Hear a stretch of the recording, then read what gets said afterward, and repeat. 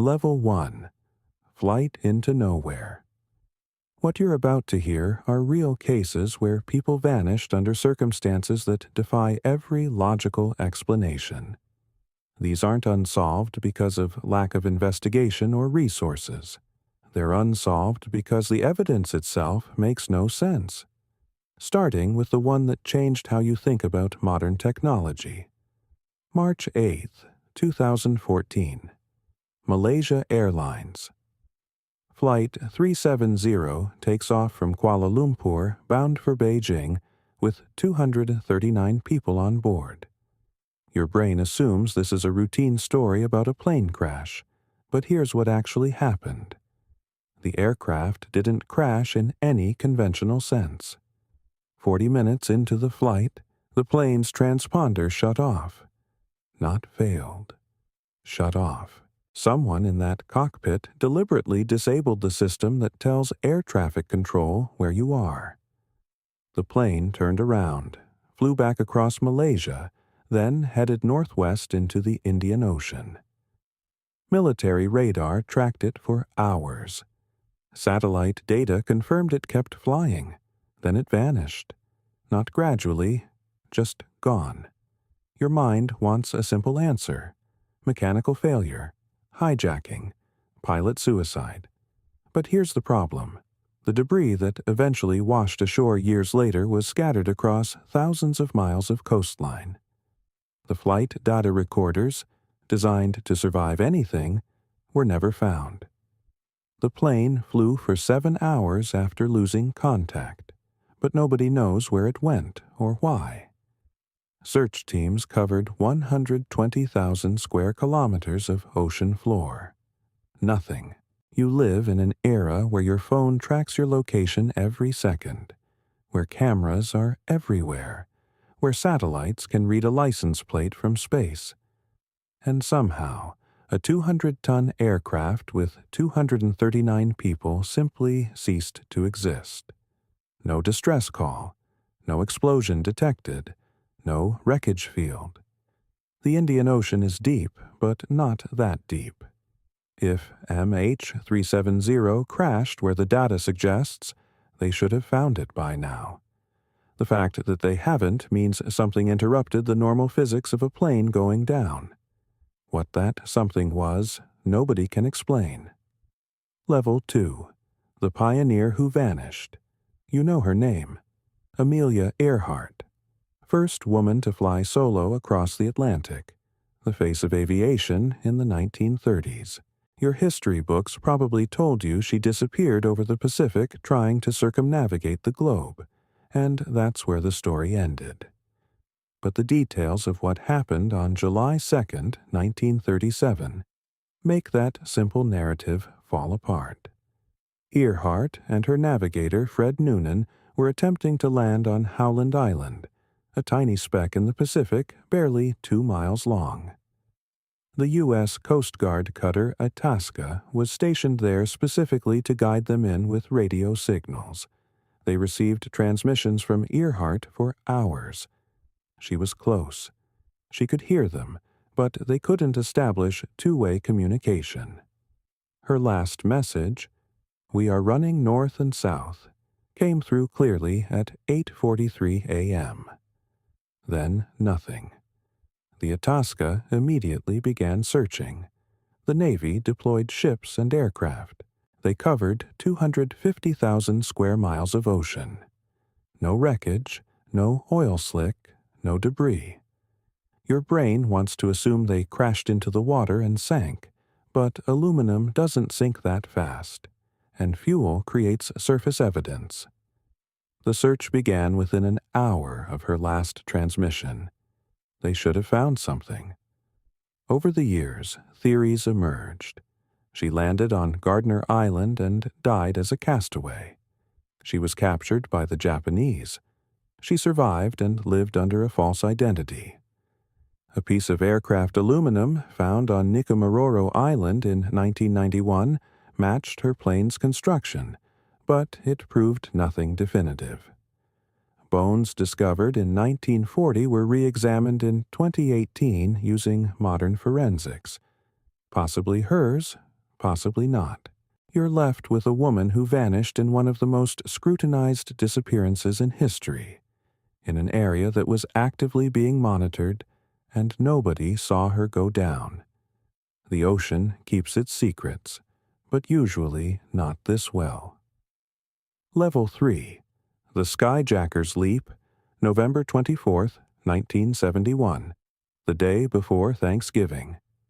A man in a business suit and sunglasses buys a ticket under the name Dan Cooper, later misreported as D.B. Cooper, and boards Northwest Orient Flight 305 in Portland. You've probably heard this story, but you might not realize how impossible it actually is. Shortly after takeoff, Cooper hands a note to a flight attendant. It says he has a bomb. He opens his briefcase to show her what looks like sticks of dynamite and wires. Your immediate thought is that this is a hijacking, and it is, but not the kind that ends in a standoff or a crash.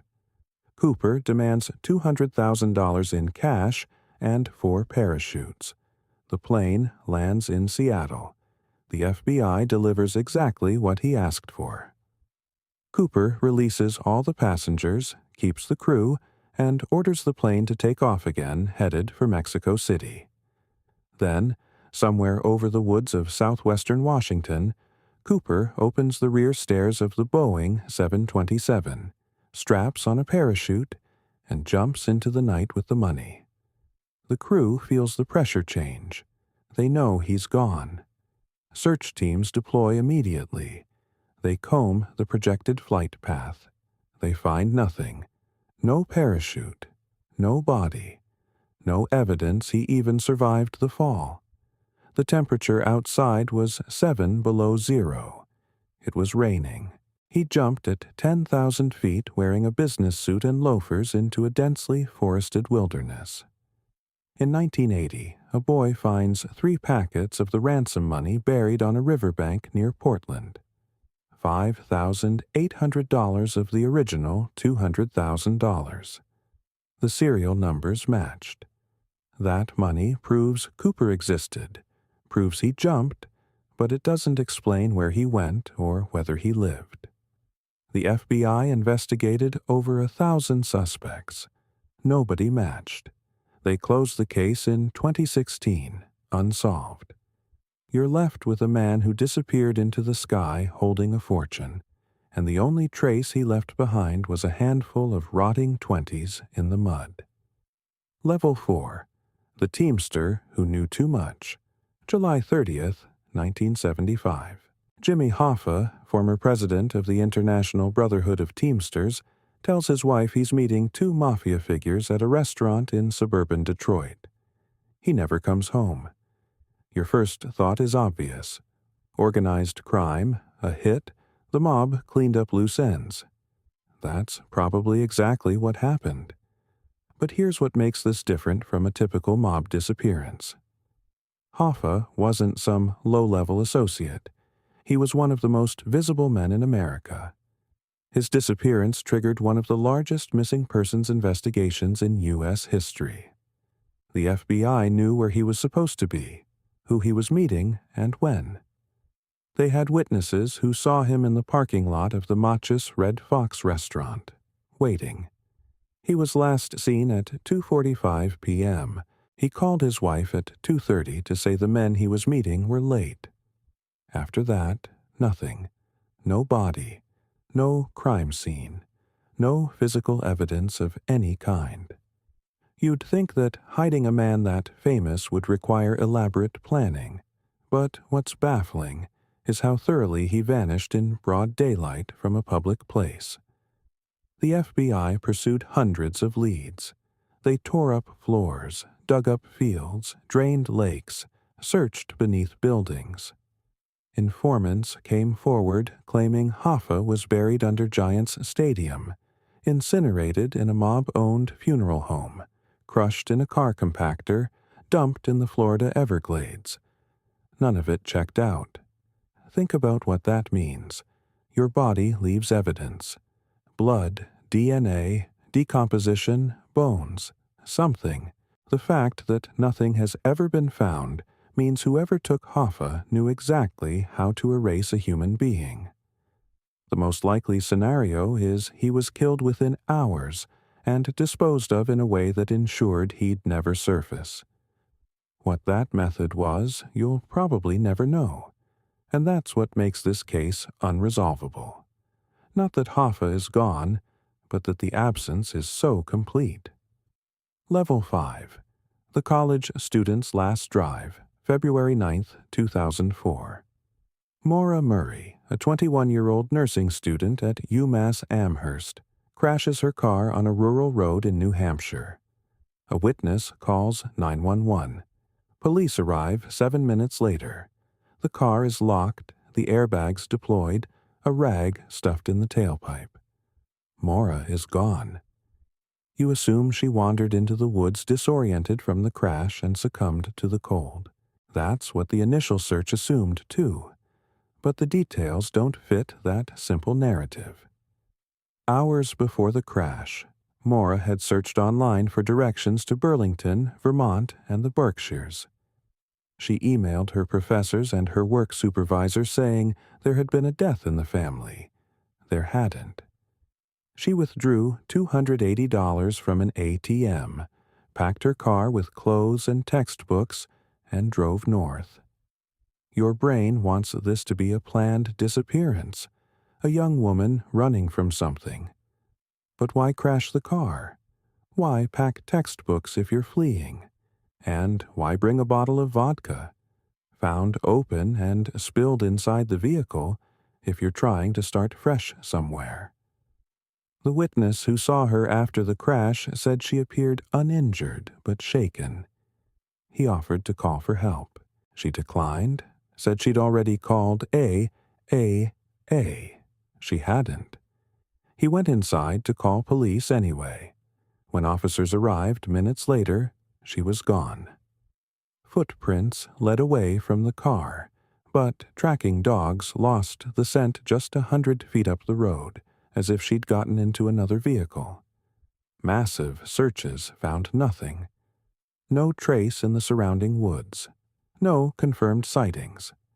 Her phone records showed she'd been in contact with a man she was seeing, but he had an alibi.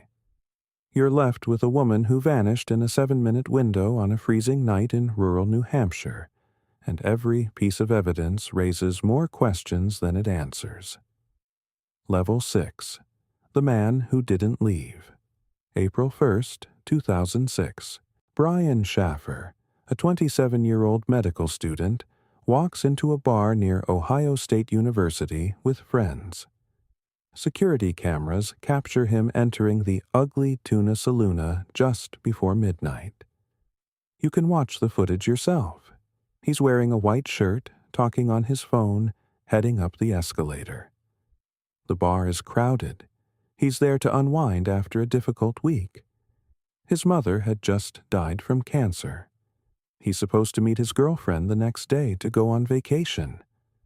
At 2 a.m., the bar closes. Everyone leaves. The cameras catch every person exiting, except Brian. Your logical brain says he must have slipped out somehow, maybe through a back entrance or a construction exit.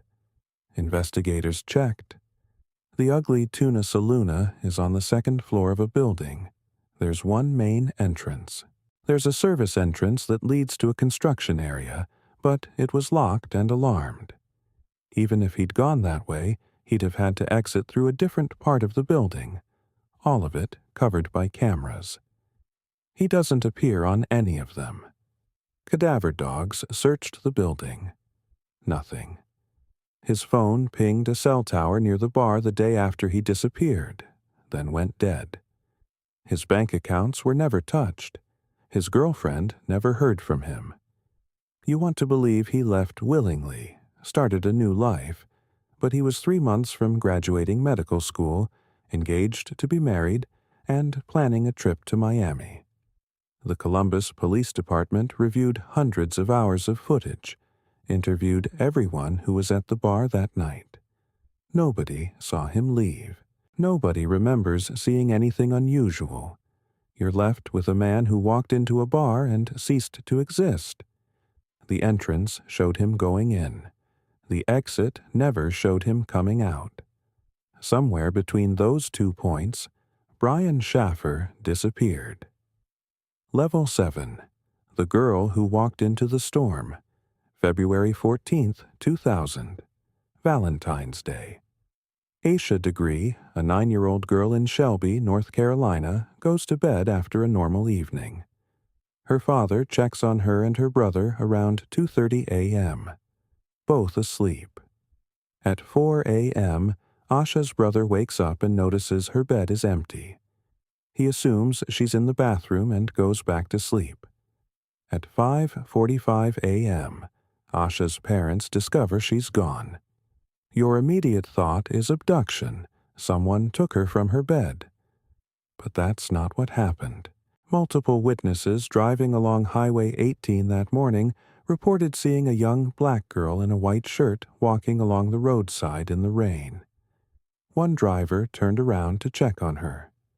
When he approached, she ran into the woods. Think about what that means. Asha left her house voluntarily in the middle of the night during a storm. She walked over a mile in the dark. When someone tried to help her, she fled. This isn't the behavior of a child who's lost or scared. It's the behavior of a child with a destination. Searchers found her pencil, her hair bow, and a candy wrapper near the spot where she was last seen. 3 days later, they found her backpack hidden in a shed a mile from her house, wrapped in a plastic bag. Inside were her clothes and a photograph of another child, never identified. You're left with questions that make no sense. Why would a 9-year-old leave her house at 3 a.m. in a rainstorm? Where was she going? Who was she meeting? Asha was described as shy, afraid of the dark, not the kind of child who would wander off. Her parents were protective. There were no signs of trouble at home. In 2016, her backpack was found again, this time buried and wrapped in plastic, 26 miles north of where she disappeared. Someone moved it. Someone hid it deliberately. Asha Degree walked into a storm 16 years ago and never came back. Whatever made her leave, she took that reason with her. Level 8. The Children Who Didn't Burn. Christmas Eve, 1945. The Sauter family home in Fayetteville, West Virginia, catches fire in the middle of the night. George and Jenny Sauter and 4 of their children escape. 5 children, Maurice, Martha, Louis, Jenny, and Betty, never make it out. You assume they died in the fire, and that's what the official ruling said. But the details don't match that conclusion. The fire burned fast and hot, reducing the house to ashes within an hour. When investigators sifted through the debris, they found no remains, no bones, no teeth, nothing. Your first thought is that the fire was hot enough to incinerate everything, but cremation requires temperatures above 1,400 degrees Fahrenheit, sustained for hours. House fires don't reach that level, and certainly not long enough to completely destroy 5 bodies. George Sauter was a successful businessman who had publicly criticized Mussolini and Italian fascism, making him unpopular in his Italian-American community. In the weeks before the fire, strange things happened. A man tried to sell George life insurance, warning that his house would go up in smoke and his children would be destroyed. The family's phone lines were cut. The ladder George kept by the house, moved the day before the fire, was missing when he tried to rescue his children. 2 of the family's trucks wouldn't start, even though they'd been working fine earlier that day. When George ran to a neighbor's house to call the fire department, the operator didn't answer. Think about those coincidences. The fire chief later said he found a heart in the debris, but the family doctor examined it and said it was a beef liver. A private investigator claimed bone fragments were found, but they were analyzed and determined to belong to someone in their late teens. None of the missing Sodder children were older than 14. Years later, the family received a photograph in the mail. It showed a young man who looked strikingly like Louis Sodder would have looked as an adult. On the back, someone had written, "Louis Sodder, I love Brother Frankie. Boys, a 90132. The postmark was from Kentucky. No return address, no explanation. You're left with 5 children who either burned without leaving a trace or were taken and hidden so well that no evidence of their survival was ever confirmed. Level 9. The Phone Call from Nowhere. May 14th, 2008. Brandon Swanson, a 19-year-old college student, leaves a party in rural Minnesota and drives home. Around 1 a.m., his car goes into a ditch. He's not hurt. He calls his parents to come pick him up. Your assumption is this is a simple stuck car situation, but what happens next makes no sense. Brandon tells his parents he's near Lind, a small town about 10 miles from his home. His father drives out to meet him. They stay on the phone, trying to find each other. Brandon flashes his headlights. His father flashes back.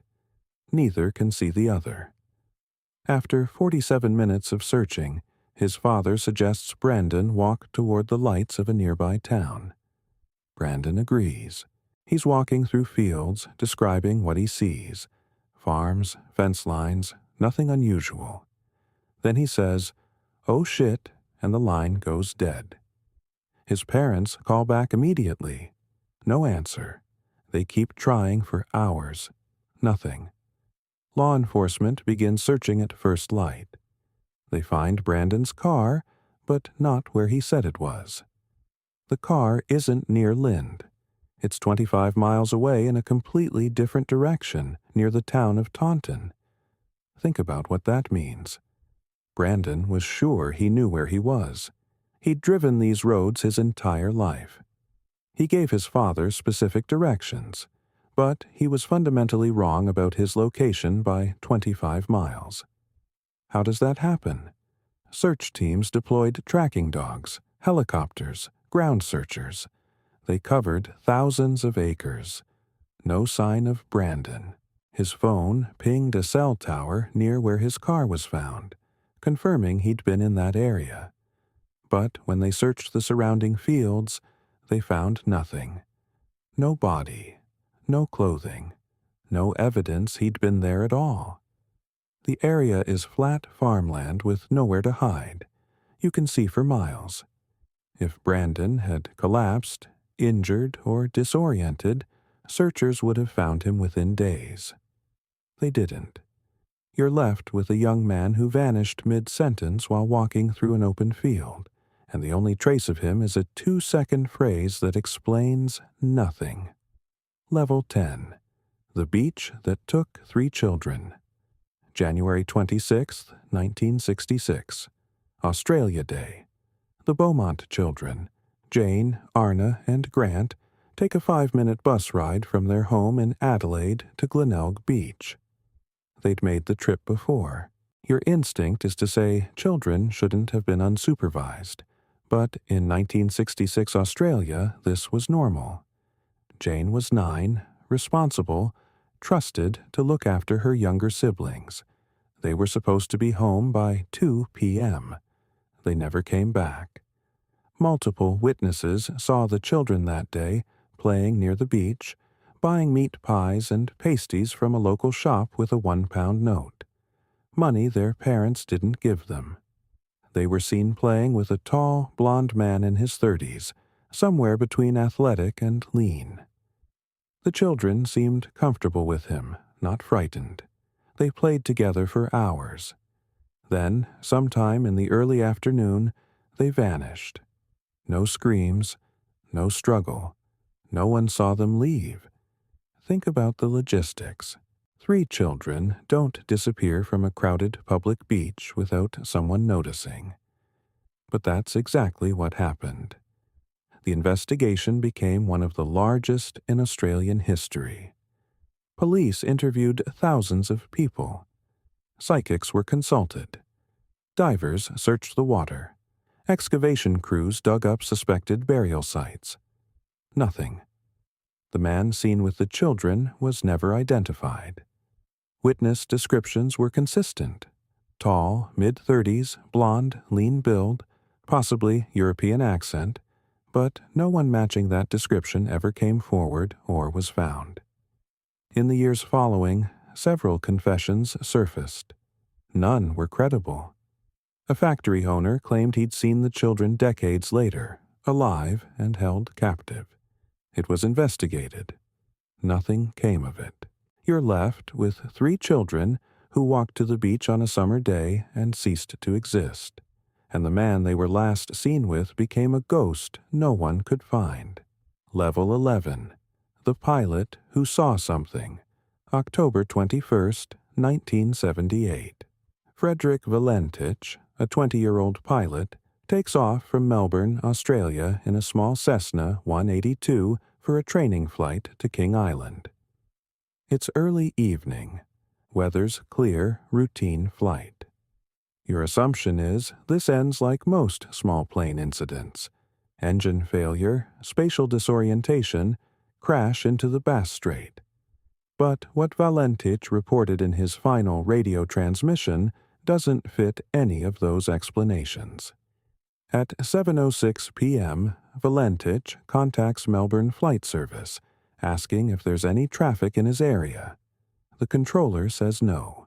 Valentich insists there's an aircraft flying above him, about 4,500 feet. He describes it as large, moving fast, with 4 bright lights. The controller asks him to identify the aircraft type. Valentich says he can't. It's not a conventional plane.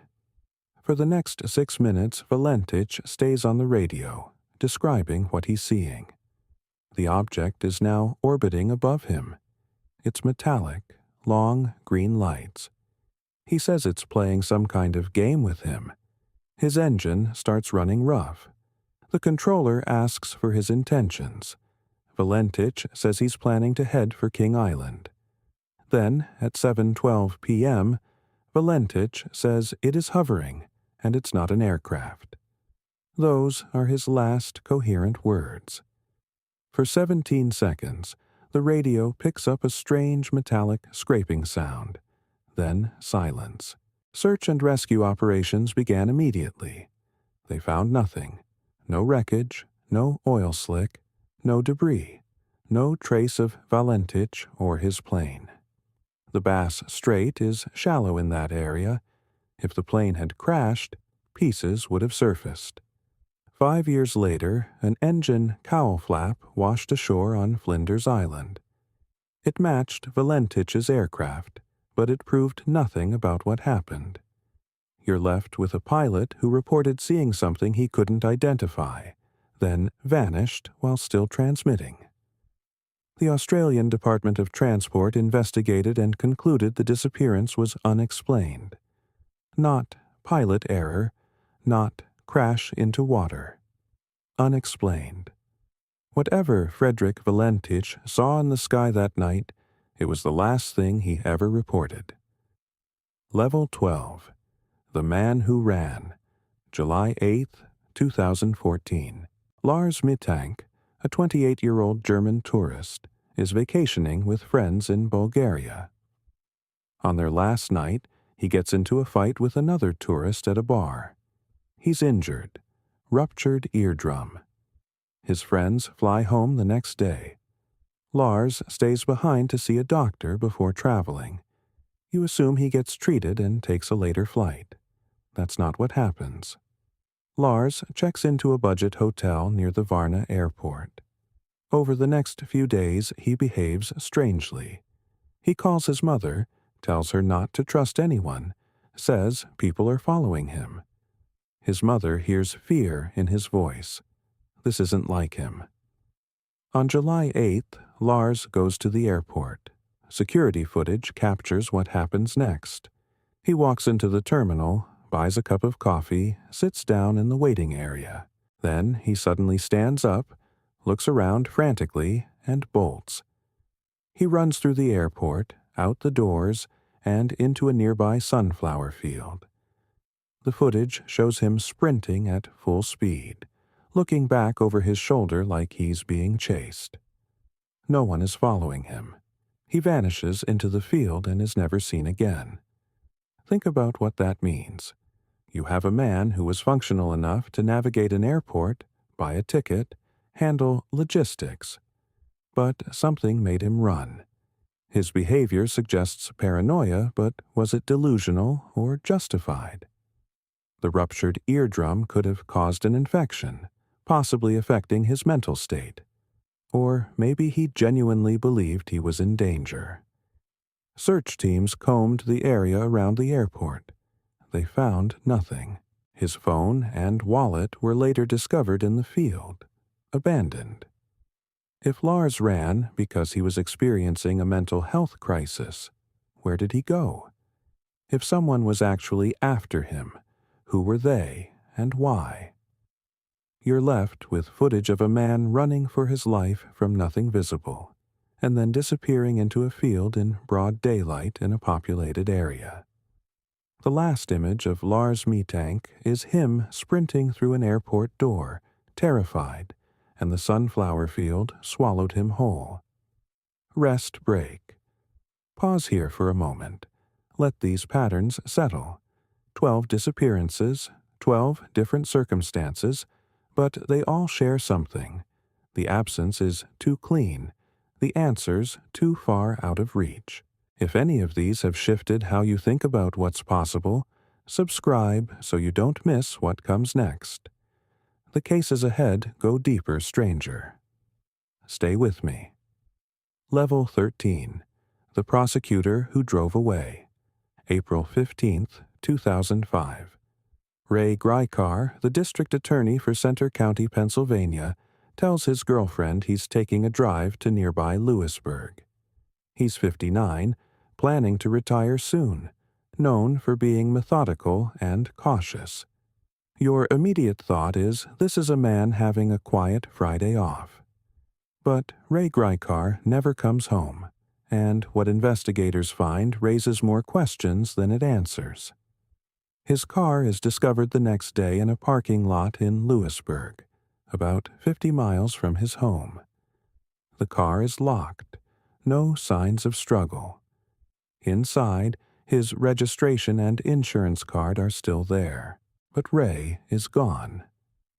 2 days later, his cell phone is found on a riverbank. The SIM card is missing.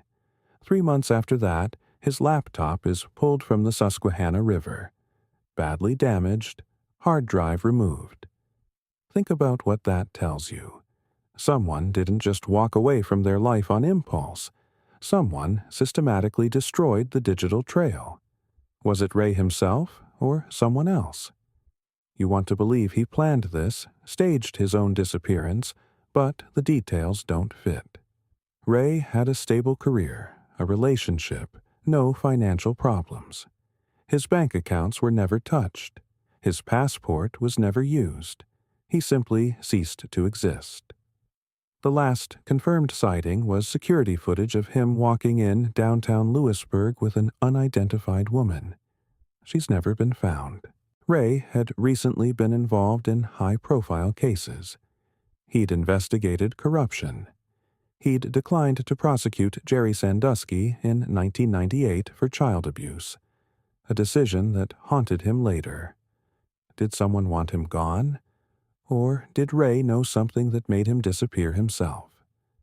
You're left with a prosecutor who vanished after decades of putting criminals away, and the only evidence he left behind was intentionally destroyed. Whatever Ray Grykar was running from, or toward, he made sure no one could follow. Level 14. The Walk That Led Nowhere. December 9th, 2009. Stephen Coker, a 30-year-old man from Utah, drives to Henderson, Nevada. He parks his car in a cul-de-sac. Security footage from a neighbor's camera shows him getting out, walking down the street at 11:59 a.m., carrying nothing but his cell phone. He's wearing a white dress shirt and khaki pants. He looks calm, purposeful, like he's headed to an appointment. That's the last confirmed sighting. Stephen never comes back. Your brain wants a simple explanation. He met someone, got into their car, something went wrong. But the location doesn't make sense. The cul-de-sac wasn't near anything. No businesses. No houses he had connections to. No explanation for why he'd drive 400 miles to park there. His car was left running until it ran out of gas. The doors were unlocked. Inside, investigators found maps, handwritten directions, a check stub, but nothing indicating where he was going or who he was meeting. His phone records showed calls to several numbers in the days before his disappearance, but no one admitted knowing why he'd come to Nevada. Stephen had been struggling. He'd lost his job, fallen behind on rent, faced financial pressure. But people in crisis don't usually drive to a random cul-de-sac and vanish in broad daylight. Search teams canvassed the neighborhood. No one saw him after the footage captured him walking away. No sightings, no withdrawals from his bank account, no activity on his phone. You're left with a man who drove to a specific location, parked, walked away with confidence, and disappeared so completely it's as if he never existed. Whatever Stephen Kucher was doing in that cul-de-sac, he either found it or it found him, and neither has surfaced since. Level 15. 2 men, same deputy, Terrence Williams and Felipe Santos. 2 men who never met each other. Both vanished after encounters with the same Collier County Sheriff's deputy in Florida. Both cases remain unsolved. Your immediate reaction is that's not a coincidence, and you're right, but proving it is another matter. January 11th, 2004. Terrence Williams, a 27-year-old black man, is involved in a minor car accident in North Naples. Deputy Stephen Calkins responds. Terrence doesn't have a valid driver's license. Calkins calls in a tow for the car and says he's giving Terrence a ride to a nearby Circle K. Terrence is never seen again. His family reports him missing. When questioned, Calkins says he dropped Terrence off at the gas station and drove away. No one at the Circle K remembers seeing Terrence. Surveillance footage doesn't show him. 3 months earlier, October 14, 2003, Felipe Santos, a 23-year-old Mexican immigrant, is pulled over by the same deputy for driving without a license. Calkins says he gave Felipe a ride to the same Circle K. Felipe also vanishes. His family doesn't report him missing for weeks because they assume he was deported. But immigration has no record of detaining Felipe. Think about what this means. 2 men, both without licenses, both last seen with the same officer, both taken to the same location, both disappeared without a trace. Calkins is fired for lying in his reports and inconsistencies in his statements. He's never charged. He claims he doesn't know what happened to either man. Investigators search landfills, waterways, abandoned areas. They find nothing. No bodies. No evidence of foul play. You're left with 2 men who vanished after police encounters, and the only common thread between them is a deputy who says he dropped them off and never saw them again. Whether they walked away from that Circle K and met someone else, or never made it there at all, nobody knows. The absence of evidence is absolute. Level 16. The Drive That Made No Sense. August 28, 2013. Bryce Laspisa, a 19-year-old college student, begins a drive from his apartment in Chico, California, to his parents' home in Laguna Niguel, about 450 miles south. It should take 6 or 7 hours. It takes him 13, and he never arrives. Your first thought is he got lost or delayed. But what Bryce did during those 13 hours defies explanation. He leaves Chico around 11 p.m. His girlfriend calls him multiple times. He sounds normal. At 2 a.m., he stops at a rest area and stays for hours. His mother calls. He says he's coming home. At 9 a.m., he's still in the same rest area. His parents ask him to start driving. He says he will. He doesn't. At 2 p.m., 15 hours after leaving, his car is spotted in Buttonwillow, California, less than 100 miles from where he started. A roadside assistance service is called because he's run out of gas. They refuel him. He starts driving again. Then, over the next several hours, Bryce drives in circles. Literally. His phone pings the same cell towers repeatedly. He's moving, but not progressing. Police are alerted. They spot his car near Castaic Lake around 2 a.m. on August 30th. An officer checks on him. Bryce says he's okay, just needs a minute. The officer leaves. Hours later, Bryce's car is found crashed at the bottom of an embankment near the lake. The windshield is shattered. His phone, wallet, and laptop are inside. His body isn't. Search teams deploy immediately. They find his duffel bag on a nearby road. They search the lake with divers and sonar. Nothing. You're left with a young man who spent 13 hours driving in circles, spoke to his parents and girlfriend multiple times, seemed coherent, then crashed his car and vanished.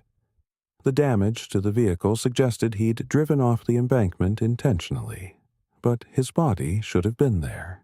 Whatever happened to Bryce Laspisa in those final hours, he left his life behind, but took himself somewhere no one has found. Level 17. The 911 call from the highway, August 9th, 2013. Brandon Lawson, a 26-year-old father of 4, has an argument with his girlfriend in San Angelo, Texas. He leaves the house around midnight, drives east on Highway 277. Around 12:40 a.m., he runs out of gas. He calls his brother, asks him to bring fuel. Then he calls 911. What he says doesn't make sense. The call is barely a minute long, fragmented, panicked. Yes, I'm in the middle of a field. We ran into each other. There's one car that's stalled out here. I need the cops. There's guys chasing me into the woods. Please hurry. Your brain tries to piece together what's happening. A car accident. Someone chasing him? But investigators find no evidence of a crash. No other car, no other people. Brandon's brother arrives 47 minutes later. Brandon's truck is on the side of the road, out of gas. Brandon isn't there. A sheriff's deputy is already on scene, running the plates. The deputy says he didn't see anyone. The brother searches the area, calling Brandon's phone. No response. Days later, they find Brandon's phone in a ditch near his truck. The battery is dead. Search teams comb the area. Dense brush, rough terrain. They find nothing. You're left with a 911 call that describes a situation that doesn't match physical evidence. Brandon says, "We ran into each other." But who's we? He says people are chasing him. Who? If he ran into the brush to hide, why didn't searchers find him? The area isn't that large. If something happened to him, where's the body? Years later, in 2020, human remains are found in that area. They're so degraded it takes time to confirm. It's Brandon. But the discovery raises as many questions as it answers. How did search teams miss him? What was he running from? Who else was on that highway? The 911 call is still the only evidence of what happened, and it explains nothing. Level 18. The Crash That Was Staged, November 27, 2000. Leah Roberts, a 23-year-old woman from Raleigh, North Carolina, loads her Jeep Cherokee and drives west. She's grieving. Both her parents died within 2 years. She's taking time off from college. Friends know she's traveling, but aren't sure where. Your assumption is this is a road trip, a young woman trying to process loss. Then, on March 18th, 2000, months later, her Jeep is found crashed in a ravine near Bellingham, Washington. The vehicle is wrecked, but here's what makes no sense. The crash scene looks staged. The Jeep's interior is stripped. Personal items, clothes, books, photos, are laid out neatly on the ground nearby. Some items are burned. Her cat, which she'd been traveling with, is gone. The driver's seat is pushed all the way back, far beyond where someone Leah's height would sit. The back seats are removed. Investigators determine the Jeep didn't crash. It was pushed or driven off the embankment deliberately. Leah is nowhere near it. You're left with questions that conflict. If Leah staged this to disappear, why leave her belongings? Why burn some but not others? If someone else was involved, who, and why make the scene look so intentional? Search teams found no body, no sign she'd been in the area recently.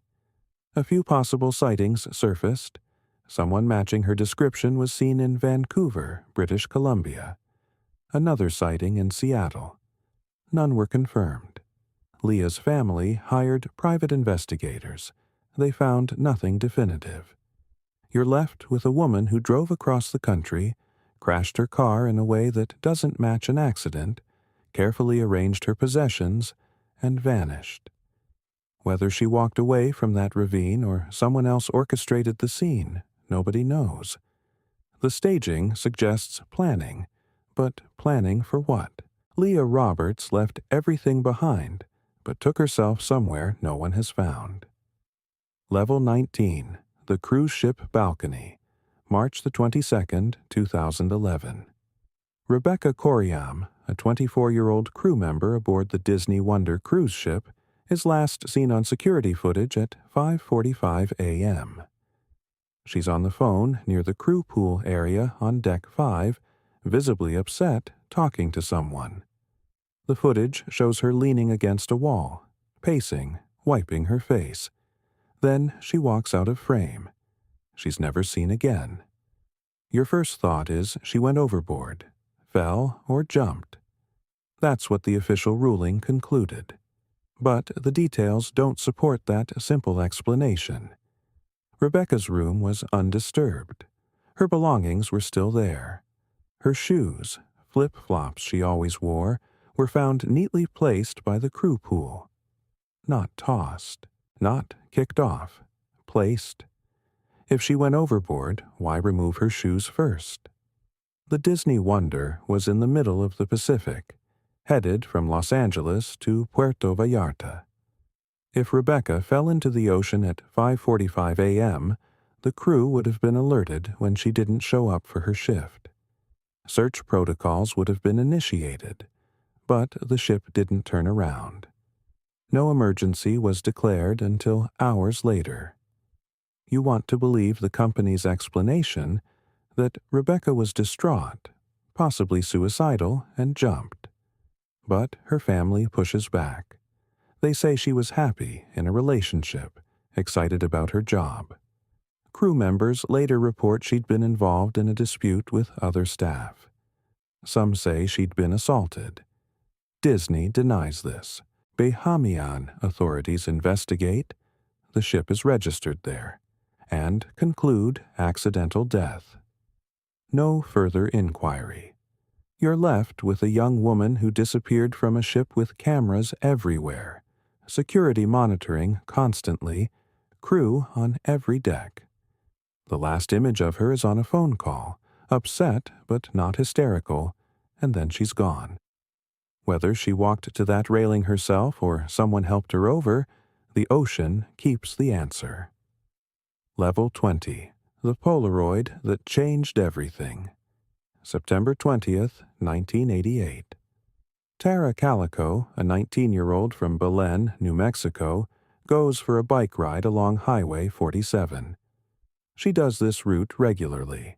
She tells her mother if she's not back by noon to come looking for her, she's supposed to play tennis that afternoon. Noon comes and goes. Tara doesn't come home. Her mother drives the route, searching. No sign of Tara. The bike is never found. Witnesses report seeing a light-colored pickup truck following a cyclist that morning. The truck matched Tara's description and location. That's all anyone knows for certain. Then, in June 1989, 9 months later, a woman in a convenience store parking lot in Port St. Joe, Florida, finds a Polaroid photograph lying on the ground. The photo shows a young woman and a boy, both bound and gagged, lying in what appears to be the back of a van. The woman in the photo looks like Tara Calico. Your brain wants to dismiss this as unrelated, but Tara's mother is shown the photograph.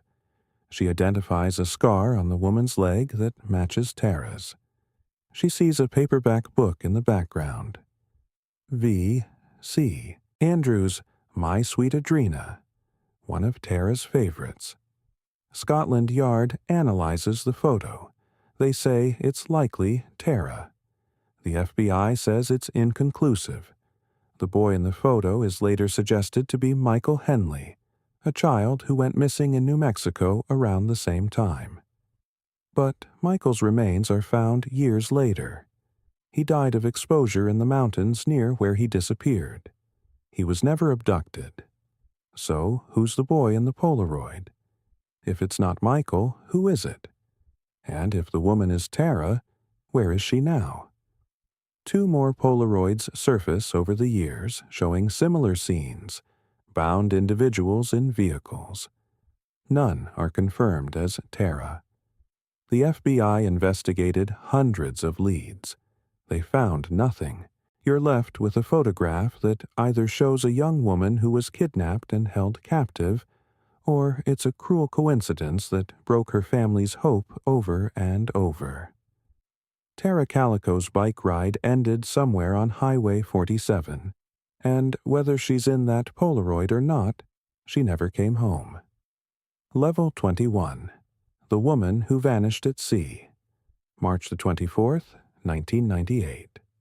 Amy Lynn Bradley, a 23-year-old woman from Virginia, is on a Caribbean cruise with her family aboard the Rhapsody of the Seas. She's seen on the ship's balcony around 5:30 a.m. by her father. He goes back to sleep.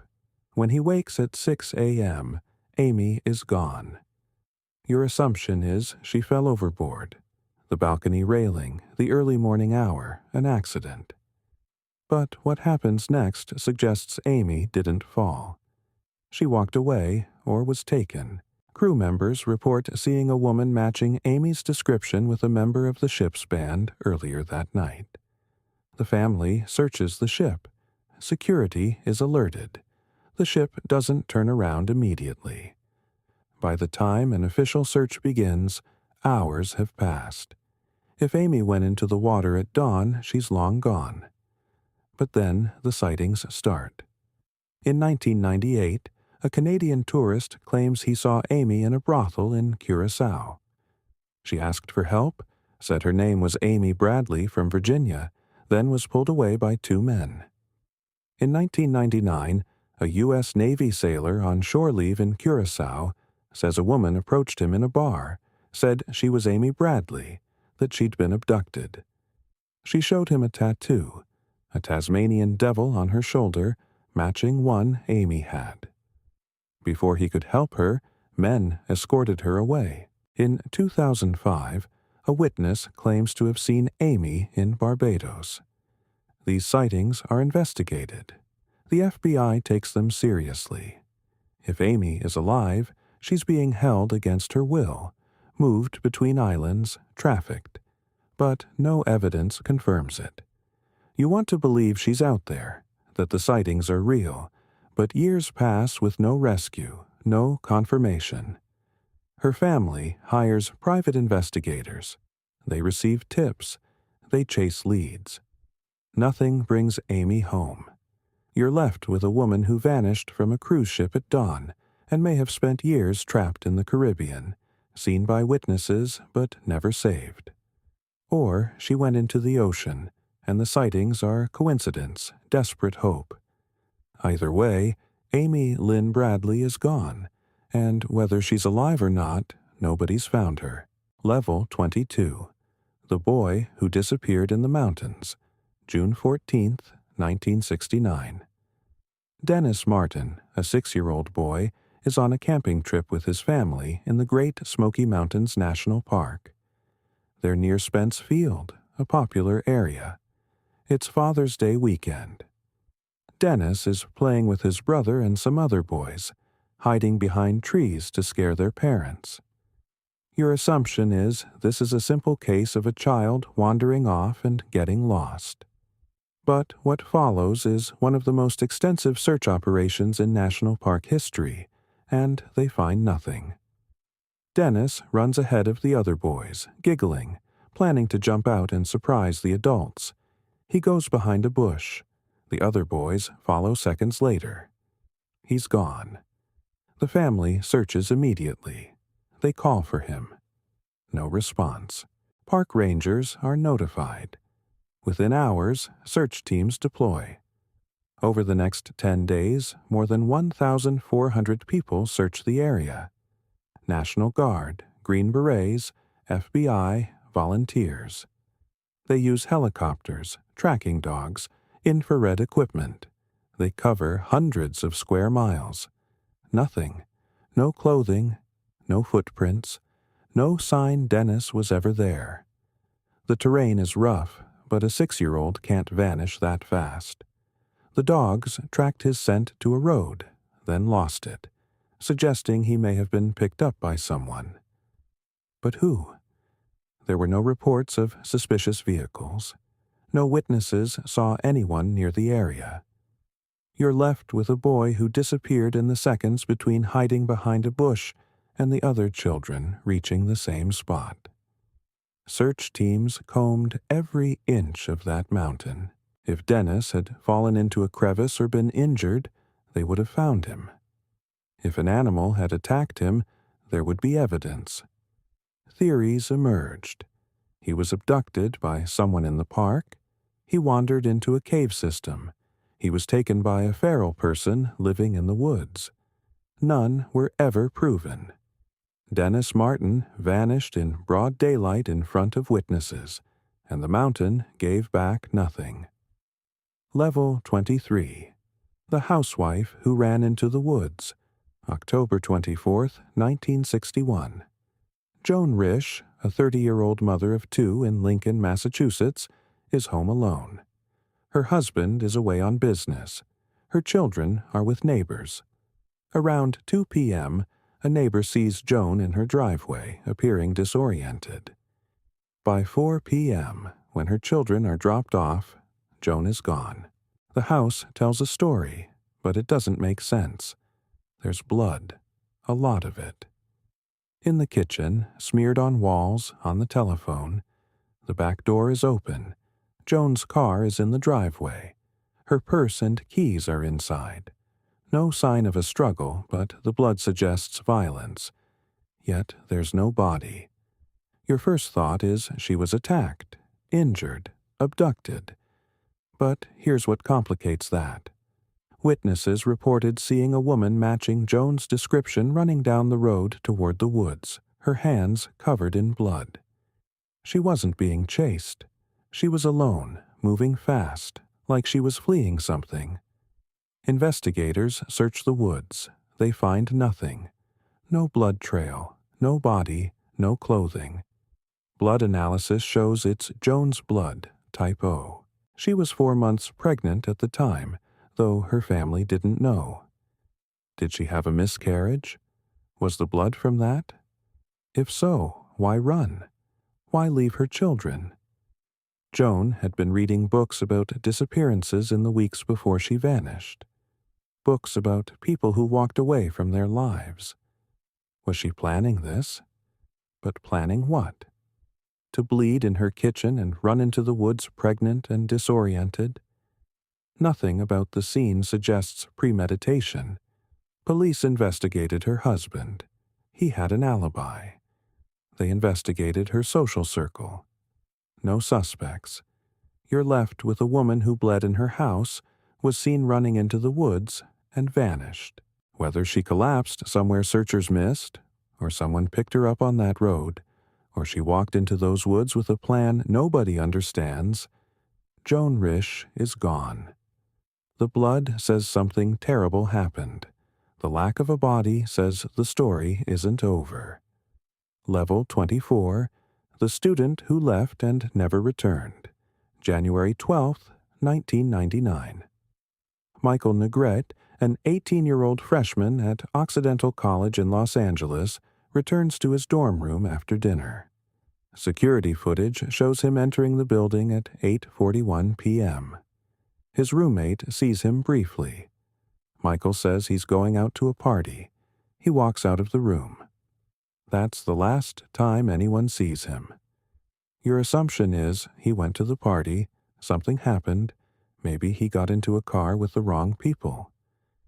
But investigators can't find the party. Nobody knows where it was. Nobody admits inviting Michael. He didn't tell his roommate details, just a party. The campus is searched. His belongings are untouched. His wallet, ID, and keys are in his room. He left with nothing but the clothes on his back. No activity on his bank accounts. No calls from his phone. Friends are interviewed. Nobody knows where he went. The security footage shows him leaving the dorm, walking across campus. After that, nothing. He doesn't appear on any other cameras. You want to believe he met someone, left campus, started a new life. But Michael had no reason to disappear. He was adjusting to college, had friends, was doing well academically. His family was close. He called them regularly. There were no signs of distress. Search efforts expanded beyond campus. Flyers were distributed. Media coverage. Tips came in. None led anywhere. Years later, his case remains open. No body. No evidence. No explanation. You're left with a college student who walked out of his dorm to go to a party that may not have existed, and vanished between the dorm building and wherever he was headed. The footage shows him leaving. No footage shows where he went. Michael Negrete stepped off his campus into the Los Angeles night and ceased to exist. Level 25. The Mother Who Disappeared Before Christmas. December 6, 2009. Susan Powell, a 28-year-old mother of 2 young boys, vanishes from her home in West Valley City, Utah. Her husband, Josh, says he took their sons camping in the middle of the night in freezing weather, around midnight in December. And when they returned the next day, Susan was gone. Your immediate reaction is the husband did it, and you're probably right. But here's what makes this case unresolvable. They never found her body. Josh's story doesn't hold up. Who takes toddlers camping at midnight in a snowstorm? Why would Susan, who had work the next day, allow it? She didn't. Investigators find her purse, phone, and car at the house. Fans are blowing on the wet couch, like someone tried to dry it quickly. Josh claims he thought it was Sunday, not Monday, and that's why they went camping. The excuse is absurd. Susan's co-workers say she never missed work without calling. Her family says she was afraid of Josh, that the marriage was deteriorating. Police search the house, find disturbing evidence. Josh's obsession with Susan, recordings, documents, but no blood, no body, no crime scene that proves murder. Josh becomes the primary suspect, but is never charged. He fights for custody of his sons. In 2012, during a supervised visitation, Josh locks the social worker out of his house, attacks his children with a hatchet, and sets the house on fire, killing himself and both boys. He takes the truth with him. Search teams spend years combing the Utah desert, mine shafts, remote areas where Josh had been seen. They find nothing. You're left with a woman who disappeared while her husband's alibi crumbles under scrutiny. But without a body, there's no prosecution. Josh's final act confirmed his guilt to most people, but it didn't bring Susan home. Wherever he put her, she's still there. The snow-covered mountains of Utah hold the answer, and Josh Powell made sure nobody would ever find it. Rest beak. You've made it through 25 cases, some famous, some obscure, all unresolved. You've seen patterns, people vanishing in seconds, evidence that contradicts logic, searches that find nothing. If you started this video thinking disappearances always have rational explanations, you've already adjusted that belief. The cases so far were mysteries, yes, but they were still tethered to the possible. Someone took them. They walked away. The ocean swallowed them. Your mind could still build a plausible scenario, even if the evidence didn't quite fit. What comes next is different. The cases ahead aren't just unsolved, they're wrong. The details don't add up. The circumstances violate how disappearances are supposed to work. You're about to hear about people who vanished from places they couldn't leave, who were seen in locations that make no sense, whose belongings were found arranged in ways that suggest intention but explain nothing. These aren't stories where the answer is missing. These are stories where the evidence itself creates contradictions. This is where it shifts from, we don't know what happened, to, what happened doesn't fit reality as we understand it. Some of these cases will make you uncomfortable. That's the point. Not to scare you. You're here to fall asleep, and this will still do that, but to show you the limits of certainty. The world is stranger than the explanations we build for it. If you've made it this far, you're not a casual listener. Subscribe if you haven't already. This is where it starts getting really interesting. What you've heard so far are disappearances that could be explained, even if we don't have the explanation yet. What's ahead are disappearances that defy explanation entirely. Not because we lack evidence, but because the evidence contradicts itself. Let these next cases settle in slowly. Don't try to solve them. Just let them exist as they are. Unresolved, eerie, impossible. Because that's what they are. And sometimes the not knowing is the only truth we get. Level 26. The Boy Who Vanished at School. June 4th, 2010. Kieran Horman, a 7-year-old boy in Portland, Oregon, attends his elementary school science fair with his stepmother, Terry. It's a normal Friday morning. Kieran is excited. He's prepared a project on tree frogs. Terry takes photos of him standing in front of his exhibit at 8:45 a.m. He's smiling, wearing a CSI t-shirt.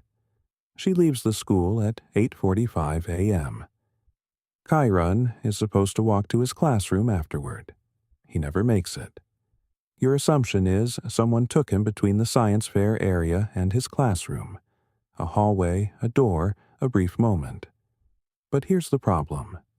The school was full of people. Parents, teachers, students. The science fair was crowded. Kieran was seen by multiple witnesses standing by his project after Terry left. Then he's gone. No one saw him leave the building. No one saw him with a stranger. The school goes into lockdown immediately when he's reported missing. Search teams arrive. They cover the building, the grounds, the surrounding woods. Nothing. Security footage is reviewed. The school didn't have cameras inside, but nearby businesses and homes did. None show Kieran leaving. You're left with a boy who vanished from inside a crowded elementary school in the minutes between a science fair and his classroom. It's maybe a 2-minute walk. Investigators focus on Terry, the stepmother. Her timeline has inconsistencies. She took Chiron to school but drove around afterward in a way that doesn't quite add up. She fails a polygraph. She becomes the prime suspect. But no evidence connects her to Chiron's disappearance. No body, no witnesses, no proof. Search efforts continue for months. Volunteers comb Sauvie Island where Terry had driven that day. They search wooded areas, fields, waterways. They find nothing. You're left with a 7-year-old who disappeared from a building full of people, in broad daylight, without a single person seeing him leave. Whether someone walked him out, or he wandered off, or he's still somewhere in that area searchers missed, Chiron Horman is gone. The last confirmed image of him is standing in front of his tree frog project, smiling. After that, he ceased to exist. Level 27, The Woman Acting.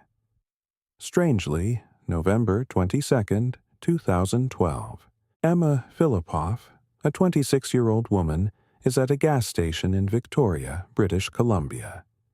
She's behaving oddly, pacing, looking over her shoulder, speaking to someone who isn't there. A gas station employee calls her mother, concerned. Her mother drives to the station. They talk briefly.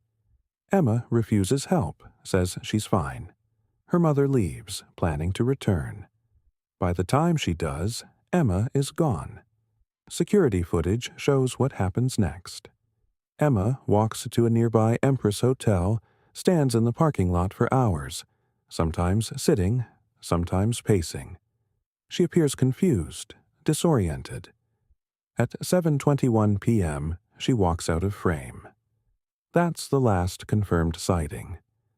Your brain wants a simple explanation.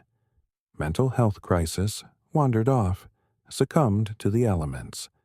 But searchers find nothing. No body in the surrounding woods. No evidence she fell into the water. Her belongings, left in a storage locker, are untouched.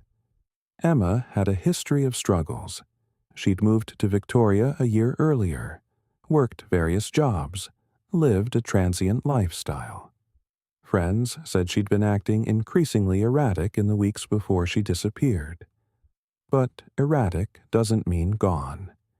You're left with a woman who was visibly distressed, captured on camera for hours, behaving in a way that suggested she needed help.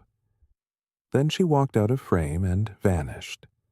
Massive searches covered Victoria's downtown core, the waterfront, parks. Nothing. Her family distributed flyers, hired investigators, appeared on television. Tips came in. None led to Emma. What makes this case unsettling isn't just that she disappeared. It's that she was so visible before she did. Multiple people saw her. Her mother spoke to her. Security cameras recorded her. She wasn't hiding. She wasn't trying to vanish. She was out in the open, struggling, and then she was gone. Whether Emma walked into the woods and collapsed, or someone picked her up, or she intentionally walked away from the cameras into a plan nobody understands, she's been missing for over a decade. The footage shows her standing in a parking lot, alone, distressed. After that, nothing. Level 28. The Man with a Puppy in His Truck. January 2nd, 2000. Zeb Quinn, an 18-year-old from Asheville, North Carolina, finishes his shift at Walmart and makes plans to look at a car with a coworker. They drive separately. On the way, Zeb gets a page. This is 2000, before cell phones were ubiquitous. He pulls into a gas station to use the payphone. His coworker waits. Zeb makes a call, returns to his car, and tells his coworker something's come up. He needs to go. They'll look at the car another time. Zeb drives away. He's never seen again. Your assumption is the phone call triggered something. an emergency, a meeting, a plan. But what investigators find 2 weeks later makes no sense. Zeb's car is discovered in a restaurant parking lot 40 miles away. The car is locked. Inside, there's a live puppy, a jacket that doesn't belong to Zeb, and a pair of lips drawn on the rear windshield in pink lipstick. Think about what that means. Someone had Zeb's car, put a puppy inside, drew lips on the glass, and abandoned it. Was it Zeb? Was it someone else? Why a puppy? Why lips? The jacket is traced. It belongs to Zeb's co-worker's mother, but she can't explain how it got in Zeb's car.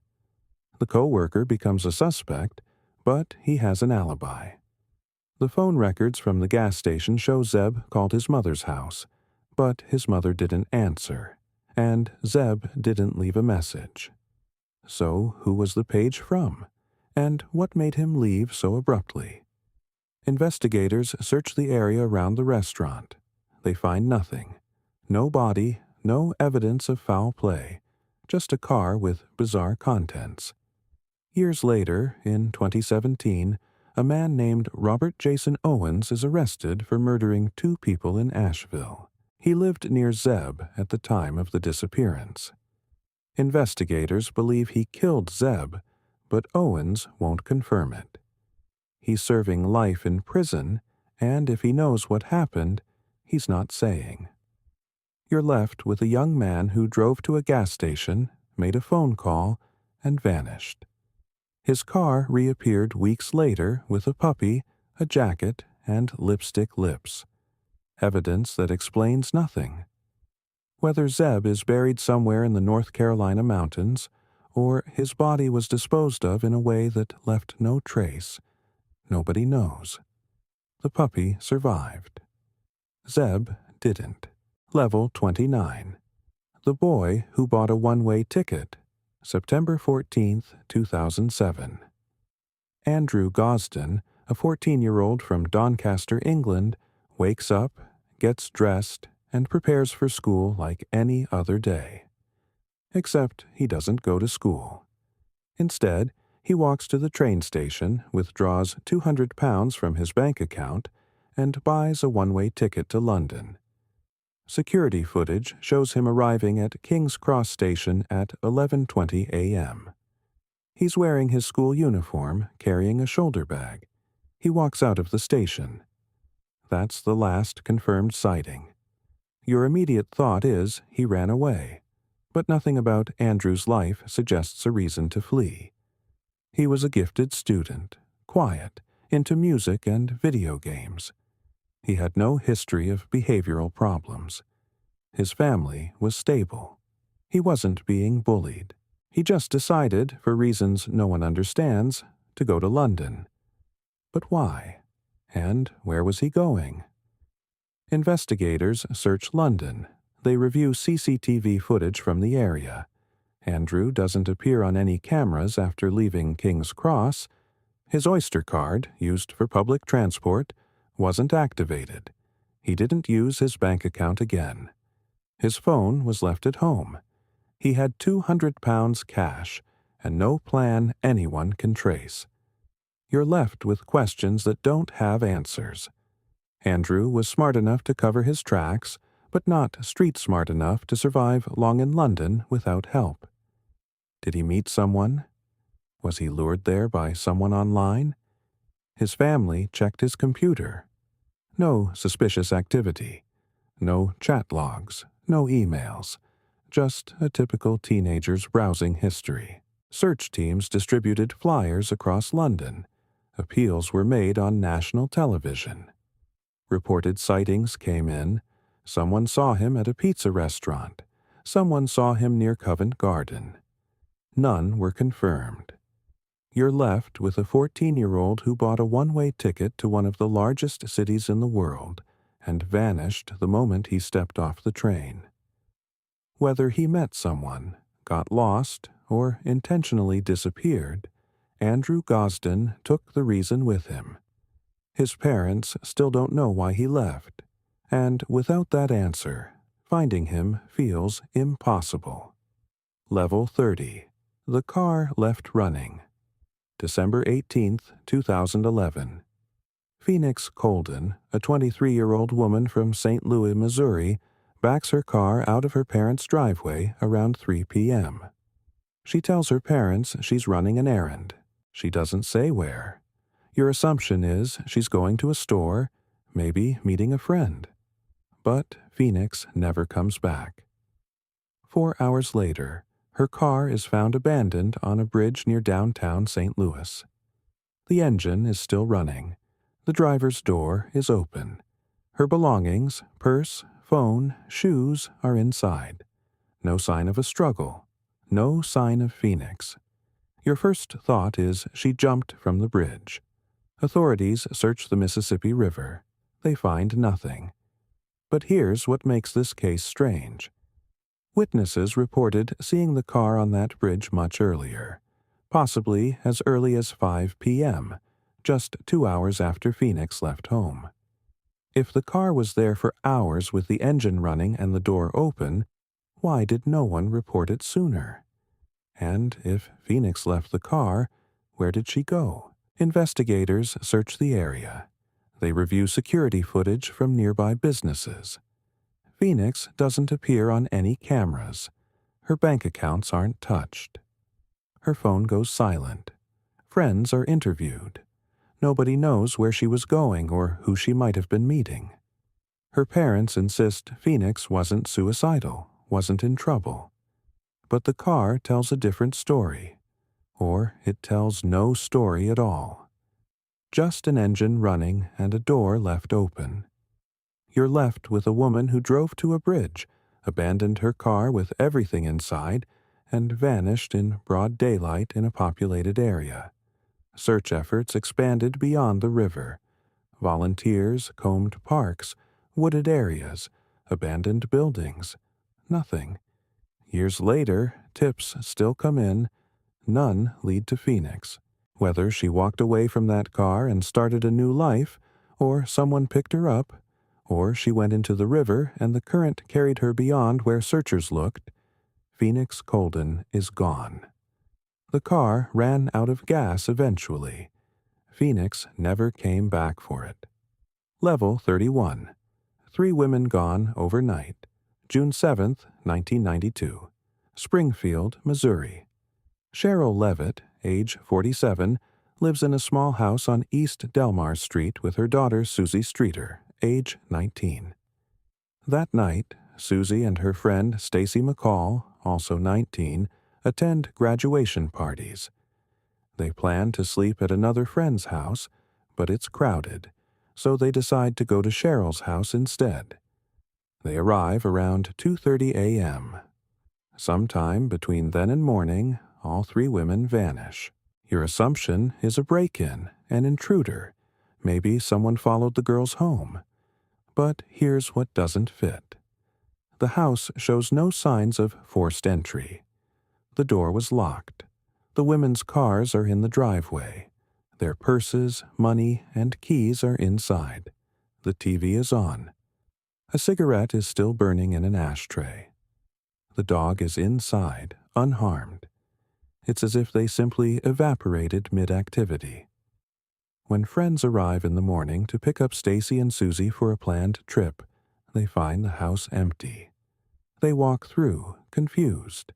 They clean up broken glass from the front porch light, thinking maybe it was just an accident.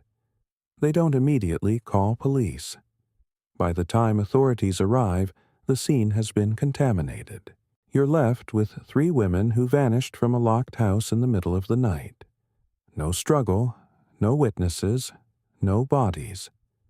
The only clue is obscene messages left on the answering machine sometime that night. But they may have been left before the women arrived home. Investigators have pursued hundreds of leads. Suspects have been named over the years. Local criminals, serial offenders, transient workers. None have panned out. A psychic claimed the women were buried under a parking garage that was being poured that week. The concrete was already set by the time police heard the tip. Ground-penetrating radar showed anomalies, but the garage was never excavated. You're left with a case where 3 people disappeared from inside a locked home, leaving behind everything they owned, and the only physical evidence is broken glass and strange phone calls. Whether they opened the door to someone they knew, or someone had a key, or the explanation is something else entirely. Nobody knows. Level 32. The woman who vanished on September 10th. September 10th, 2001. Sneha Ann Phillip, a 31-year-old physician in New York City, leaves her apartment in Battery Park around 3 p.m. Security footage shows her shopping at a clothing store near the World Trade Center. She buys lingerie, a dress, shoes. She pays cash. That's the last confirmed sighting. The next day, the Twin Towers fall. Sneha is never seen again. Your first thought is obvious. She died in the attacks on 9/11. That's what her family believes. That's what a court eventually ruled. But here's the problem. There's no evidence she was in the towers that morning. Sneha had the day off. She wasn't scheduled to work. Her apartment was 3 blocks from Ground Zero, so it's plausible she went to help when the planes hit.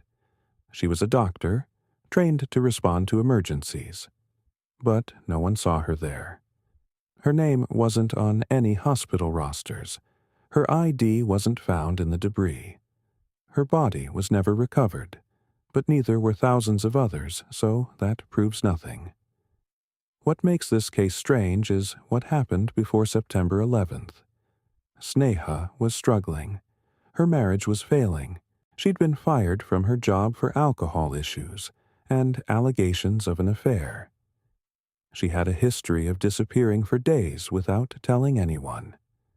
The shopping trip on September 10th, lingerie, a dress, suggests she was meeting someone, not preparing for a normal night at home.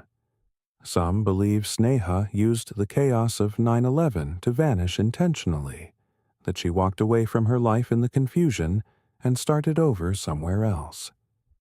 Others believe she died trying to help victims in the towers and simply hasn't been accounted for. You're left with a woman who disappeared the night before the largest attack on American soil, and the timeline makes it impossible to separate her disappearance from the tragedy. Was Sneha in the towers? Was she running from her life? Did someone harm her before the planes even hit? Without a body, without witnesses, the answer is buried in the rubble of September 11th. The court declared her a victim of the attacks. Her family found closure in that, but the evidence doesn't confirm it. Sneha Phillip vanished into one of the most documented days in modern history, and still, no one knows where she went. Level 33. The body in the wrong state. July 13th, 1997. Judy Smith, a 50-year-old nurse from Newton, Massachusetts, travels to Philadelphia with her husband for a work conference. They check into a hotel. On July 10th, Judy tells her husband she's going to take a walk. She leaves the hotel. She never comes back. Your assumption is she got lost, disoriented, maybe had a medical episode in Philadelphia. But that's not where her body is found. 6 months later, in September 1997, hikers discover human remains in a densely wooded area of Asheville, North Carolina, over 500 miles from Philadelphia. Dental records confirm it's Judy Smith. Think about what that means. Judy left a hotel on foot for a walk. Her body is found in a completely different state, in a remote wilderness area months later. How did she get there? She had no car. No one saw her leave Philadelphia.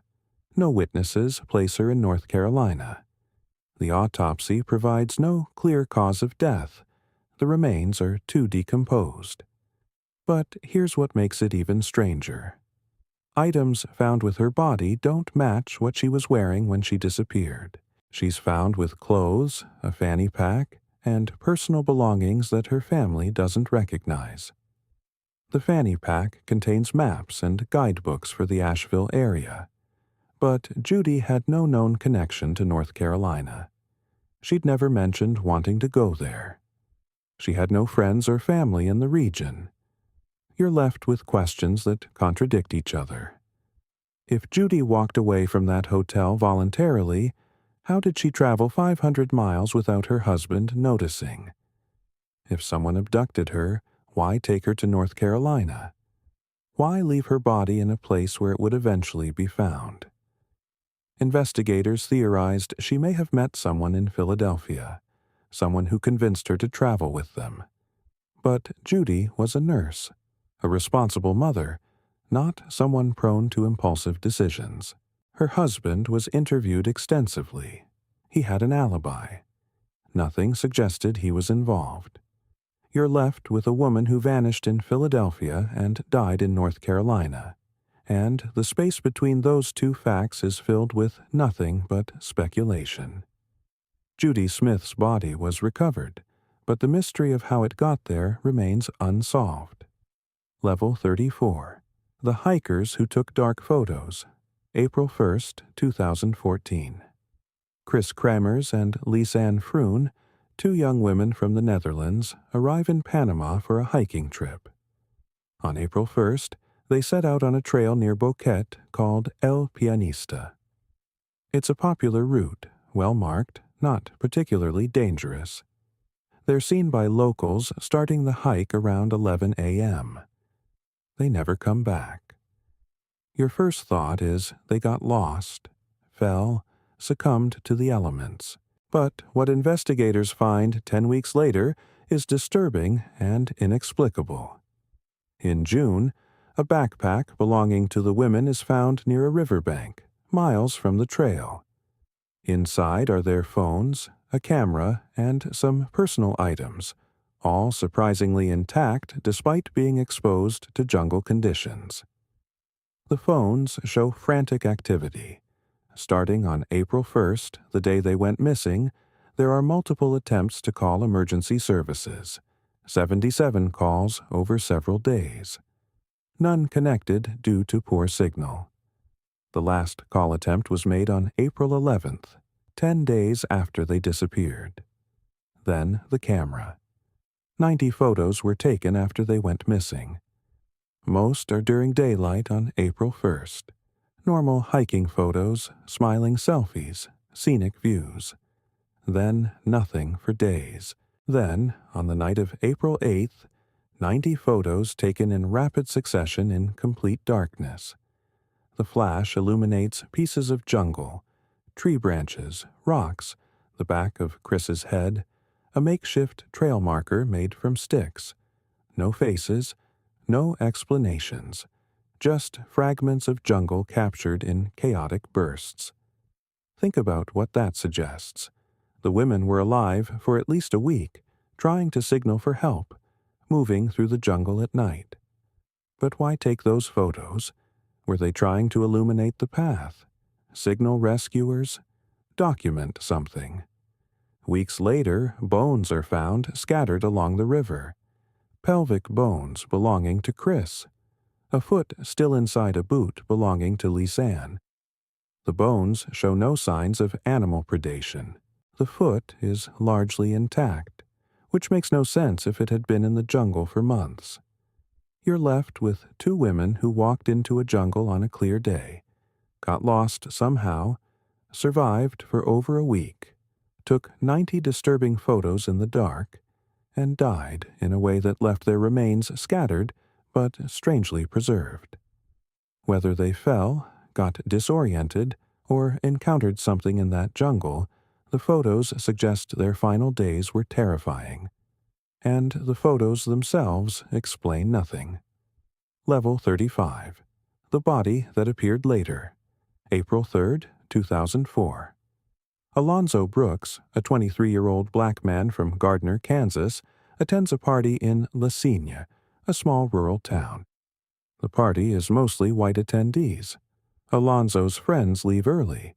He stays behind. He's never seen alive again. Your assumption is something happened at that party. A confrontation, maybe racially motivated violence. But when investigators search the area the next day, they find nothing. The property where the party was held is searched. The surrounding fields are searched. No sign of Alonzo. His family searches too. They walk the same areas. Nothing. A month later, on May 1st, Alonzo's body is found in a creek on the property where the party was held. The same area that had been searched multiple times. Think about what that means. Either searchers missed a body in a creek during multiple intensive searches, or the body wasn't there when they looked. The FBI reopens the case in 2019. They exhume Alonzo's body. The autopsy determines his death was a homicide, but the cause isn't disclosed.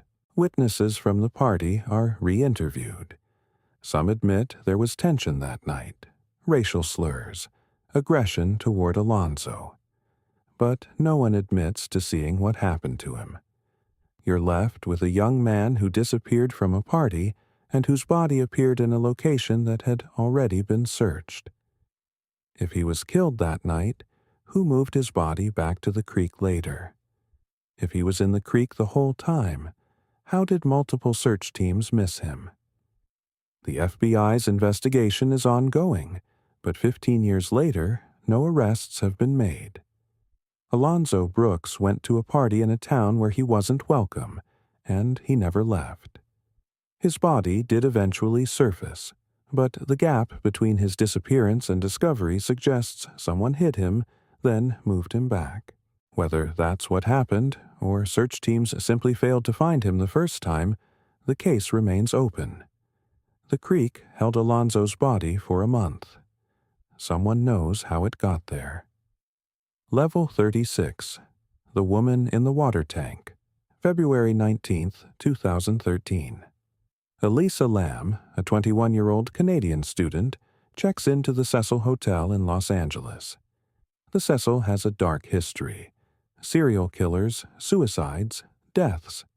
Elisa is traveling alone, blogging about her trip. On February 1st, she's reported missing when she doesn't check out. Your first thought is she left the hotel and something happened on the streets of L.A. But what happens next is one of the most eerie unsolved cases in recent history. On February 14th, guests at the Cecil Hotel complain about low water pressure and a strange taste in the water. Maintenance workers go to the roof to check the water tanks. Inside one of the tanks, they find Elisa Lam's body. She's naked, floating, decomposing. The tank's hatch is open. Think about the logistics. The roof is locked, accessible only by alarm-triggered doors or a fire escape. The water tanks are tall, heavy, difficult to climb. Elisa would have had to access the roof, open the hatch, climb into the tank, and close the hatch behind her. None of that makes sense for an accident. And if it was suicide, why remove her clothes? But here's what makes this case disturbing beyond the body. Before she disappeared, security footage captured Elisa in the hotel elevator. The video shows her pressing multiple buttons, stepping in and out of the elevator, hiding in the corner, waving her hands in the air like she's talking to someone who isn't there. The elevator doors stay open, malfunctioning. Elisa looks terrified, then calm, then erratic. Your brain wants to say mental health crisis. Elisa had a history of bipolar disorder, was on medication. Maybe she stopped taking it. Maybe she was experiencing psychosis. But that doesn't explain how she accessed the roof, how she got into the water tank, or why. The hatch on the tank was heavy, difficult for one person to open alone. Investigators ruled it an accidental drowning, noting her bipolar disorder as a contributing factor. Her family accepted that conclusion, but the questions remain. How did she get to the roof? How did she get into the tank? Why was she in the elevator acting that way? Elisa Lam died in a water tank on the roof of one of L.A.'s most notorious hotels, and whether she climbed in herself or someone put her there, the footage of her final moments alive shows a woman who wasn't acting rationally. The elevator video went viral. Millions of people watched it, trying to understand what she was doing. Nobody has a definitive answer. Level 37. The Girl Who Called for Help. April 20th, 1986. Antoinette Calladito, a 9-year-old girl, is home alone with her younger siblings in Gallup, New Mexico. Her mother is out. Around midnight, someone knocks on the door. Antoinette asks who it is. A man's voice says it's her uncle. She opens the door. Your assumption is this is a straightforward abduction. Someone lured her, took her, and she's never seen again. That's partially true. But what makes this case haunting is what happens years later. In 1987, a year after her disappearance, a waitress at a restaurant in Carson City, Nevada, reports a girl matching Antoinette's description. The girl is with an older man and woman. She looks scared. When the waitress approaches, the girl mouths, "Help me." Before the waitress can act, the group leaves. In 1992, 6 years after she vanished, a 911 call comes in from a payphone in Gallup, New Mexico. The operator answers. A girl's voice says, "This is Antoinette. I'm alive." The caller says she's in Albuquerque, that Uncle Joe has her. The line goes dead. Investigators trace the call. It came from a payphone at a convenience store. No one knows if it was really Antoinette. The audio quality is poor. Voice analysis is inconclusive. You're left with a girl who was abducted from her home, possibly seen alive years later, possibly called 911 to say she was still alive, but no rescue, no confirmation, no Antoinette. Her mother believes she's still alive, held somewhere, unable to escape. Others believe she died shortly after being taken, and the sightings were coincidence. The 911 call is the most tantalizing piece of evidence. If it was Antoinette, she was alive 6 years after her abduction. If it wasn't, someone cruelly impersonated her. Either way, Antoinette Calladito has been missing for nearly 40 years. Whether she's alive, held captive somewhere, or whether she died in 1986 and the sightings were ghosts of hope, nobody knows. The man who knocked on her door that night took her somewhere. Whether that somewhere still exists, or whether Antoinette is still in it, the answer remains out of reach. Level 38. The Family Found in the Mountains. October 8, 2009. The Jameson family, Bobby, Sherilyn, and their 6-year-old daughter Madison, leave their home in Eufaula, Oklahoma. They're driving to the Sans Bois Mountains to look at a plot of land they're considering buying. Surveillance footage from their home shows them loading their truck, making multiple trips, moving slowly, almost in a trance. They don't speak.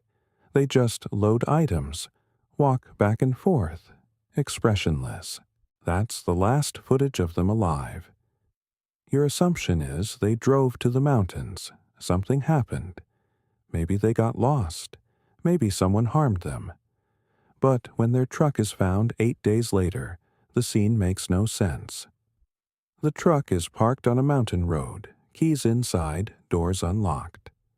The family dog is in the truck, malnourished but alive.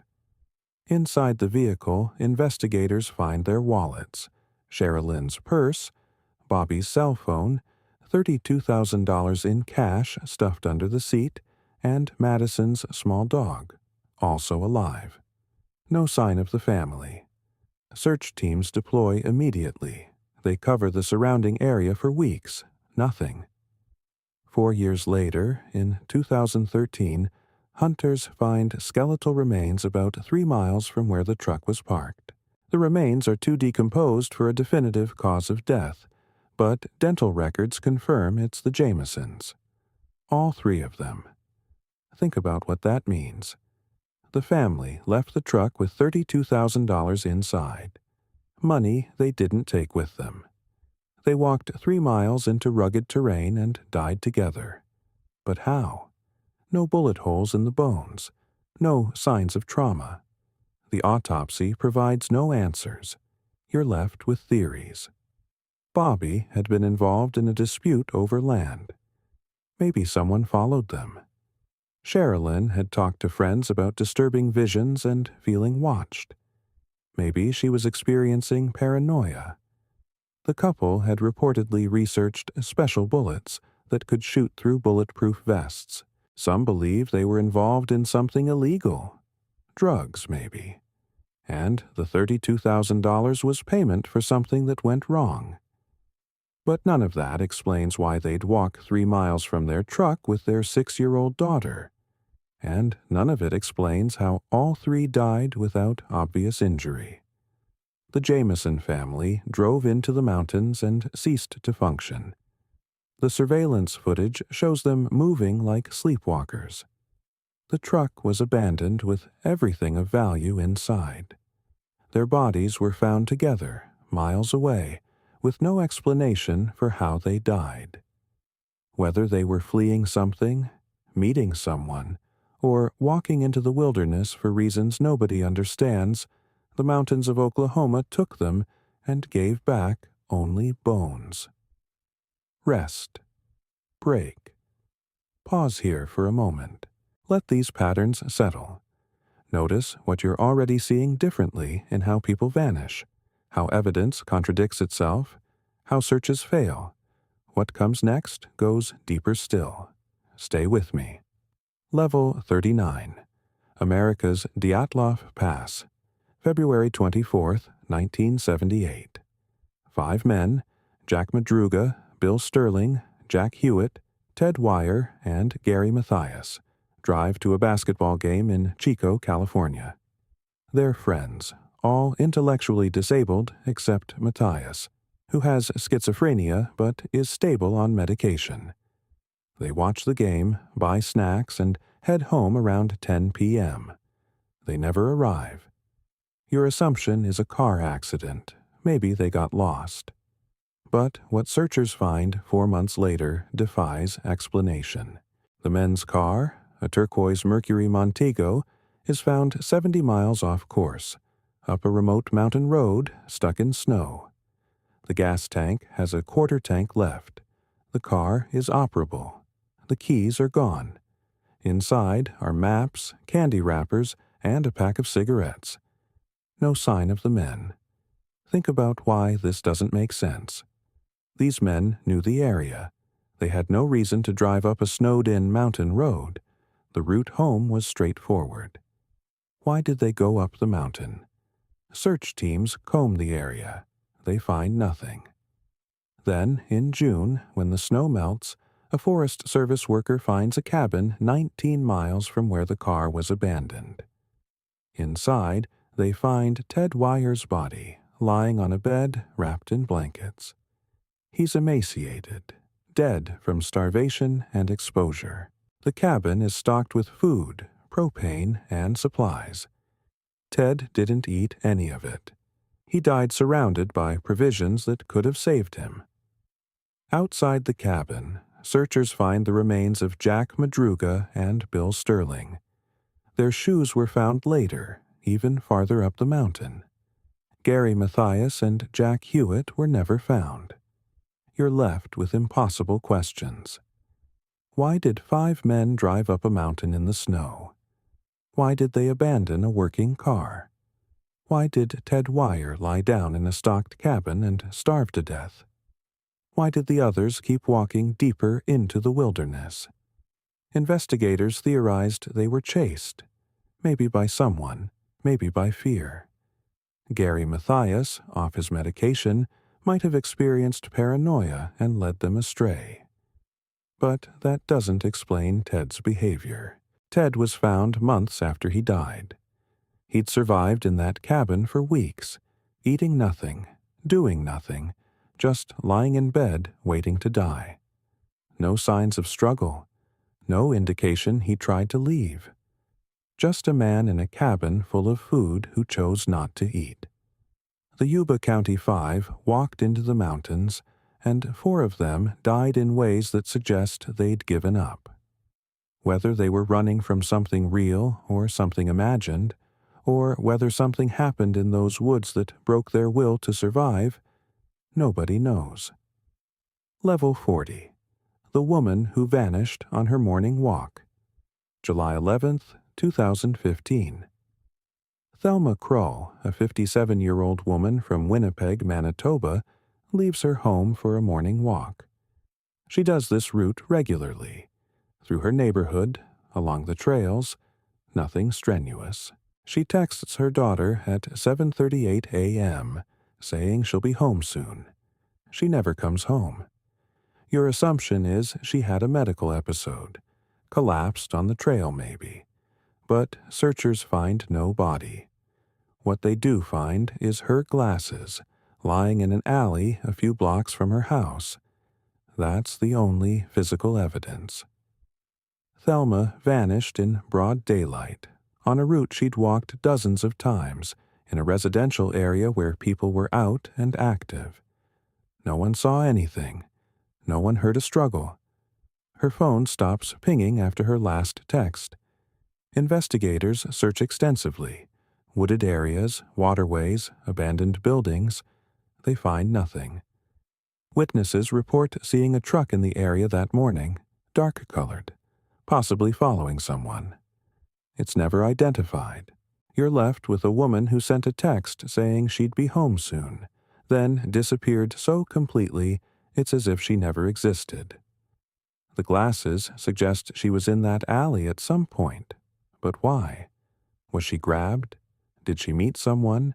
Did she get into a vehicle willingly? Her family insists Thelma had no reason to vanish.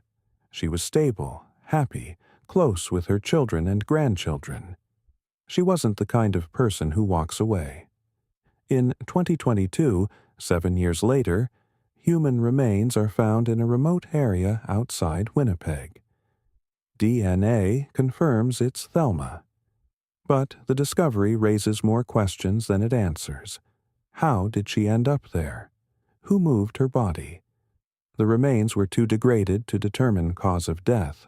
You're left with a woman who vanished on a Saturday morning walk and whose body surfaced years later in a location that made no sense. Whether someone abducted her, or she encountered someone she knew, or the explanation is something else, Thelma Kroll is gone. The morning walk she took in 2015 ended somewhere no one expected, and even with her body recovered, the mystery of what happened remains unsolved. Level 41. The Colony That Left No Trace. August 1590.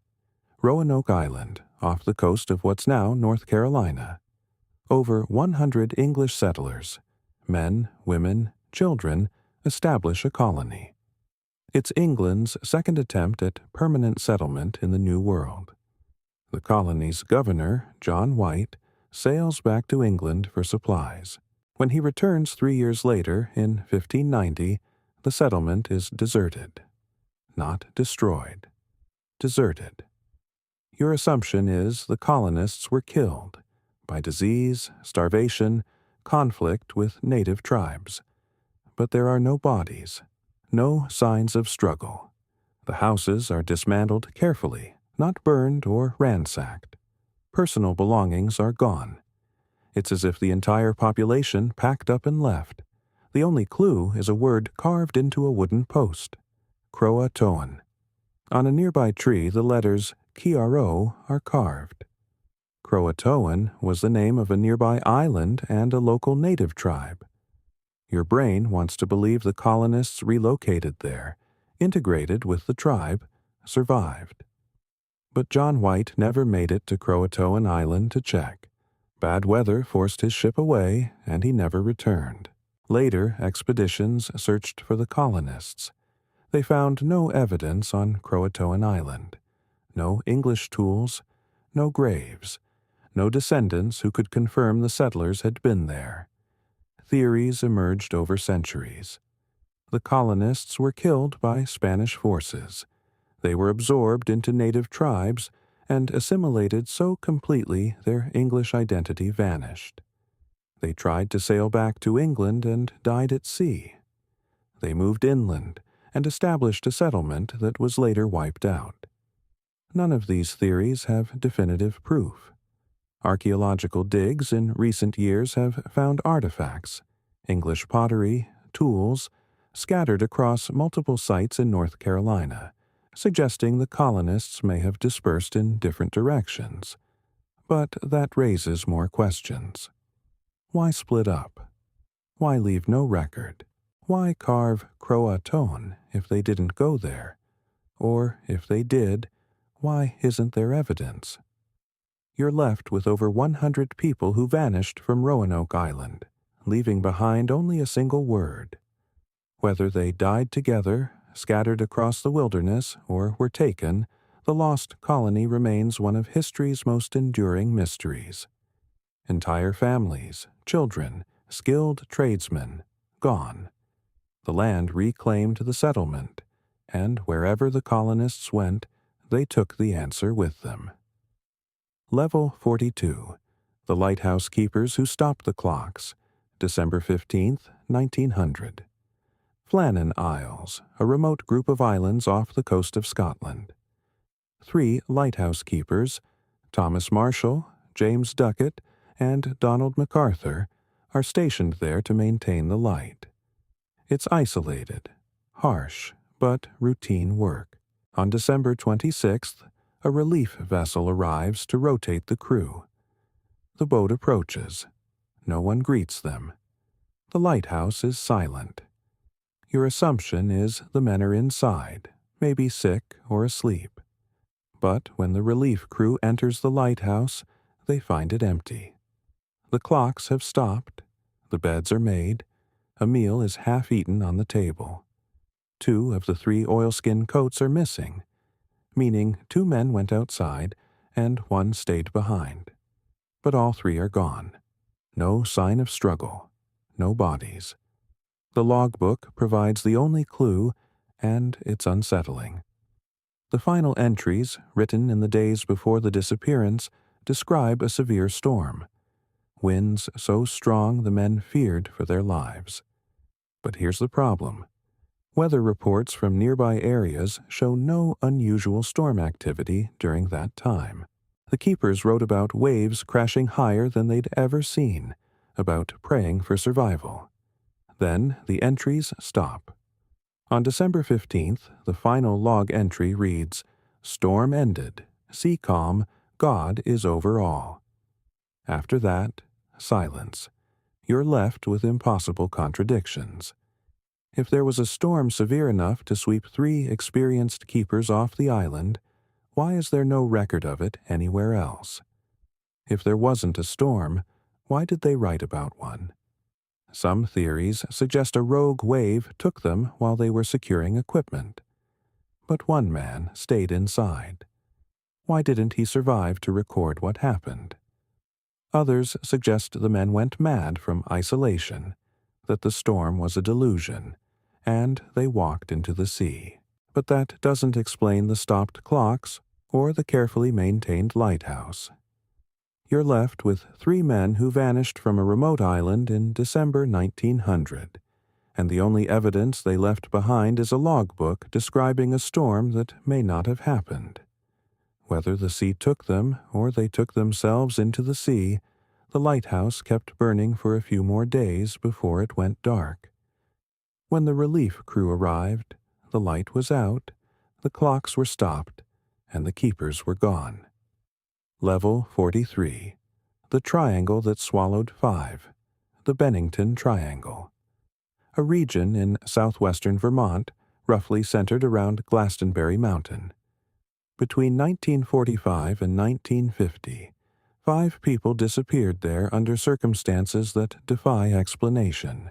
Not all at once, separately over 5 years, but all within the same small area. Your assumption is coincidence, maybe a serial predator. But the cases don't fit a pattern. They're too different. November 1945. Mitty Rivers, a 74-year-old hunting guide, is leading a group of hunters. He walks ahead on a trail he's walked hundreds of times. The group loses sight of him for less than a minute. When they reach the spot where he should be, he's gone. Massive searches find nothing. December 1946. Paula Weldon, an 18-year-old college student, goes for a hike on the long trail near Glastonbury Mountain. Witnesses see her walking the trail. She rounds a bend. She's never seen again. Searches involving hundreds of volunteers find no trace. December 1949. James Tetford, a veteran, is riding a bus from St. Albans to Bennington. Passengers confirm he's on the bus. When the bus arrives in Bennington, James's seat is empty. His luggage is still on the rack. He vanished mid-ride. October 1950. 8-year-old Paul Jepson is playing near his family's farm truck while his mother works. She checks on him every few minutes. On one check, he's gone. Bloodhounds track his scent to a highway, then lose it. No trace. October 1950 again. Frida Langer, an experienced hiker, is with her cousin near a stream. She slips, gets muddy, tells her cousin she's going back to camp to change. It's a short walk. She never arrives. 7 months later, her body is found in an area that had been searched multiple times. The state of decomposition doesn't match the timeline. You're left with 5 people who disappeared in the same region over 5 years. No bodies except Frida's, which appeared later in an already searched location. No common thread except geography. Theories range from a serial killer to natural hazards to something stranger. People claim the mountain has a presence, that compasses don't work right there, that people feel watched. Whether there's truth to that, or it's just a wilderness that hides its dead well, the Bennington Triangle took 5 people and gave back almost nothing. Level 44. The hiker who walked into nothing. June 15, 1970. Lee Cutler, a 28-year-old hiker, is walking the Pacific Crest Trail in Northern California with a group. It's a clear day, well-traveled trail, no unusual conditions. Lee is at the back of the group, a few minutes behind. The others reach a clearing and wait for him. He doesn't arrive. They walk back to check. He's not on the trail. Your assumption is he wandered off trail, got lost, maybe fell. But the area is open, visible for long distances. If Lee had left the trail, someone would have seen him. Search teams arrive within hours. They comb the trail, the surrounding forest, every possible direction Lee could have gone. They find nothing. No footprints off the trail, no torn clothing, no sign he was ever there. The group insists he was behind them, maybe 5 minutes, maybe less. But when they turned around, he was gone. You're left with a man who vanished on a well-marked trail in broad daylight with witnesses nearby. Theories suggest he fell into a crevice or hidden ravine, but the terrain was searched extensively. Others suggest he intentionally left, hitchhiked away, started a new life. But he left all his gear with the group. He had no reason to disappear. The Pacific Crest Trail is thousands of miles long, but the section where Lee vanished is well documented, well trafficked. People don't just disappear there. Except Lee Cutler did. Whether he's buried somewhere searchers couldn't reach, or he walked off that trail in a direction nobody expected, or something else happened in those 5 minutes, Lee Cutler is gone. The forest gave no answers. The trail showed no signs. The group walked ahead, and when they looked back, he wasn't there anymore. Level 45. The Student Who Vanished Between Buildings, June 3, 2011. Lauren Spierer, a 20-year-old Indiana University student, leaves a bar in Bloomington with friends around 2:30 a.m. Security cameras capture her walking, stumbling slightly, intoxicated but mobile. She goes to a friend's apartment, then another friend's apartment a few buildings away. It's a short walk, maybe 2 minutes. The last footage shows her leaving the second apartment at 4:30 a.m., walking south on the street. She's never seen again. Your assumption is someone picked her up, abducted her in those early morning hours. But here's the problem. Bloomington is covered in cameras. Businesses, apartments, traffic lights. Footage everywhere. Investigators reviewed hundreds of hours. Lauren doesn't appear on any of them after 4:30 a.m. Think about what that means. She walked into a gap in surveillance and disappeared. The friends she was with last, 2 young men, are questioned extensively. They say she left their apartment, said she was walking home. They watched her leave. They didn't follow. They went to bed.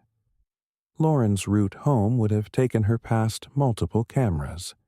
She doesn't show up. Search teams deploy immediately. They search the area, nearby woods, the lake, abandoned buildings. Nothing. Her parents offer a reward. Private investigators are hired. Tips flood in. None lead to Lauren. Theories emerge. She was abducted by a stranger. She was killed by someone she knew, and the body was hidden. She was intoxicated, wandered into a construction site or sewer, and hasn't been found. But Bloomington isn't that big. Intensive searches should have found her. You're left with a young woman who walked out of an apartment at 4:30 a.m. and vanished in the 2-minute walk home. No body, no evidence, no witnesses after that final camera shot. Lauren Spierer's face was on billboards, on national news, in every tip line across the country. And still, no one knows where she went. The cameras showed her leaving. The cameras never showed where she went. Level 46. The Man Who Vanished Walking to Work, June 13, 2001. Jason Jolkowski, a 19-year-old from Omaha, Nebraska, is supposed to start a shift at his job at Fazoli's. His car is in the shop, so he arranges to meet a coworker at a nearby high school. She'll give him a ride. It's an 8-block walk from his house to the school. Jason leaves at 11:15 a.m. He never arrives. Your brain wants a simple explanation. He got into a car with someone. Maybe someone offered a ride. But Jason was responsible, punctual, not the type to change plans without calling. And here's what makes this case impossible. The walk is 8 blocks through a quiet residential neighborhood in broad daylight. People are home. People are outside. Nobody sees anything. Search teams canvass the area immediately. They interview neighbors, review possible routes, check every house, every yard. No one saw Jason after he left his house. No witnesses, no security footage. No evidence he walked those 8 blocks. Investigators theorize abduction. Someone grabbed him quickly, forced him into a vehicle. But in the middle of the day, in a neighborhood where people know each other, with no screams, no struggle, no one noticing, you're left with a 19-year-old who walked out his front door to meet a coworker and vanished in 8 blocks. His family waited for him to come home. His coworker waited at the school. Neither saw him again. Over 20 years later, Jason Jolkowski is still missing. No body, no evidence, no explanation. The walk from his house to the high school is less than a mile. People make that walk every day. Jason made it once and disappeared halfway through. Whether he got into a vehicle willingly, or was taken, or something else happened on those quiet streets, nobody saw it. And in a neighborhood full of people, that doesn't make sense. Jason Jolkowski left his house on a summer morning and ceased to exist. The 8 blocks he walked are the only thing between his front door and oblivion. Level 47. The woman whose car was still running. October 14, 1965. Mary Shotwell Little, a 25-year-old woman from Atlanta, Georgia, leaves work at an accounting firm around 5 p.m. She's supposed to meet friends for dinner. She never shows up. The next morning, her car is found in a parking lot near Lenox Square Shopping Center. The engine is still running. The driver's door is open. Inside, investigators find her car keys, her purse, and a blood-stained floor mat. No sign of Mary. Your first thought is abduction. Someone forced her from the car. But here's what doesn't fit. Mary's credit card is used later that day at a gas station in North Carolina, over 200 miles away. Surveillance footage shows a man using the card, but the footage is too grainy to identify him. The signature doesn't match Mary's. Whoever used the card wasn't Mary, but they had her card hours after she disappeared. Think about what that suggests. Mary was taken, and whoever took her had her wallet. But why leave the car running? Why leave the door open? If the goal was to make her disappear, why use her credit card in a way that could be traced? Investigators search the area around the parking lot. They find nothing. Mary's apartment is checked. No signs of disturbance. Friends and co-workers are interviewed. Nobody knows why she'd be at that parking lot. She was supposed to meet friends at a restaurant across town. You're left with a woman whose car was found still running, blood-stained, abandoned, and whose credit card was used hours later by someone else. Whether Mary got out of that car alive, or her body was moved and the card was taken, or the blood was hers and she died before the card was ever used, nobody knows. Search efforts continued for years. Tips came in. Possible sightings, possible leads. None were confirmed. Mary Shotwell Little vanished from a parking lot in 1965, and the only traces she left were a running car and a credit card charge in another state. The blood suggested violence. The card usage suggested someone else. And Mary, wherever she went, didn't come back. Level 48. The Hikers Who Fled Their Tent. February 2, 1959. The Ural Mountains, Russia. 9 experienced hikers, college students, and graduates set up camp on the slopes of Kholat Syakhl, a mountain whose name translates to Dead Mountain. Sometime that night, something happens that makes them tear open their tent from the inside and flee into the freezing wilderness in their underwear. Their bodies are found weeks later, scattered across the mountainside. Some died from hypothermia. Others had massive internal injuries, broken ribs, fractured skulls, but no external wounds. One woman's tongue was missing. Your assumption is an avalanche, maybe, or an animal attack. But the evidence doesn't support either. There was no avalanche. The tent was intact except for the cuts made from inside. The injuries some of the hikers sustained were compared to those from a high-speed car crash. Blunt force trauma so severe it couldn't have come from a fall or a fight. And yet, no external bruising. Soviet investigators ruled it an unknown compelling force and closed the case. Theories have ranged from military testing, a missile or shock wave, to infrasound from the wind causing panic, to a Yeti attack, to radiation exposure found on some of the clothing.